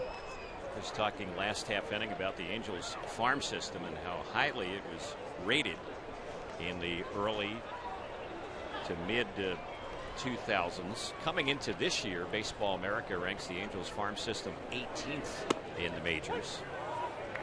And there was a stretch a few years ago in 09 and the 2010 season, when those seasons got underway, the Angels farm system was ranked 25th out of 30 teams. But that can be a little bit deceiving at times, as that pitch is cut on and missed, and the count 1 ball 2 strikes. Sometimes when your farm system is highly rated, that's because you have so many prospects that are knocking on the door to get to the big leagues. And then other times when your farm system might not be highly rated, that's because you have so many young players up in the big leagues that are contributing. They've gone through the system. Now they're producing at the major league level. On the 2-strike delivery, Christian swings and misses, and Rodriguez really fooled him for the second out. Got him on strikes, his first strikeout, and now the Giants are down to their final out. But even though the Angels farm system right now is ranked a little bit below the middle in baseball, we're seeing so many good young prospects here in the early part of spring training, playing for Mike Scioscia and doing well. So it would indicate that maybe from a farm system standpoint, things are a little bit brighter than some people are projecting, and we've yet to even see Mike Trout play in a game yet. That's not even including the Angels' best prospect. Here's a pitch that's low.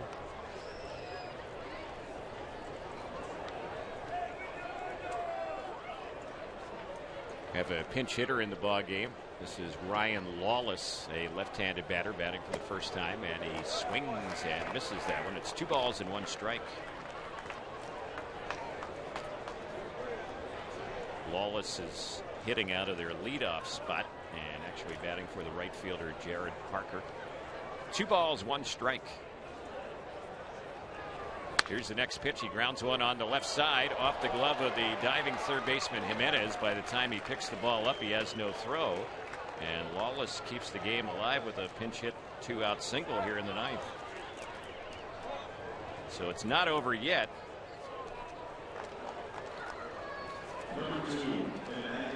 Emmanuel Barris, who has played the whole game at second base, he will step up to the plate. Freddie Sanchez figures to be the Giants' everyday second baseman. He was their DH earlier today. Barris, a reserve player for San Francisco, takes that pitch and it misses inside. Barris figures to be on the Giants' opening day roster. Can play a few different infield positions.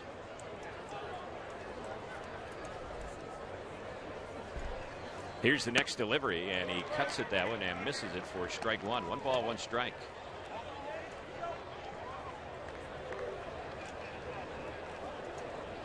Tomorrow, the Angels back in action here and also in Goodyear. It'll be a split squad day for the Halos. A pitch that's low and outside. 2 balls, 1 strike.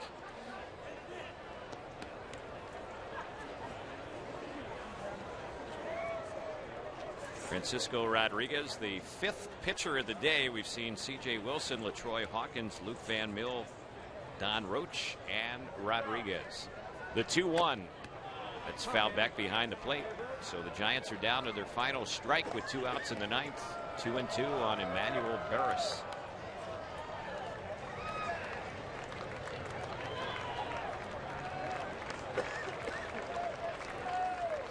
Angels will play the Giants this year during the regular season in interleague play.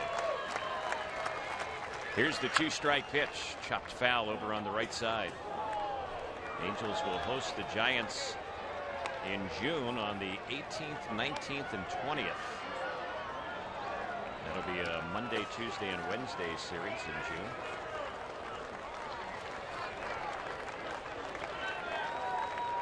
Two and two the count.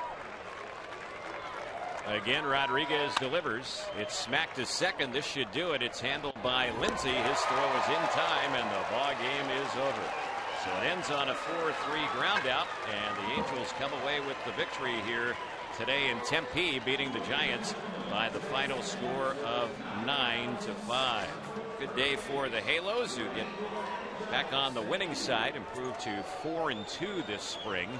And as far as the Giants, their record 5-3-1, pending the outcome of their other split squad game today, as they have been taking on the Milwaukee Brewers. So good ball game for the Angels. Of course, we'll have a recap of the game for you, not only here on the Angels Baseball Network, but on Diablo Vision on Fox Sports West. Jose will be joining Mike Scioscia momentarily, and we'll let you listen in on his comments.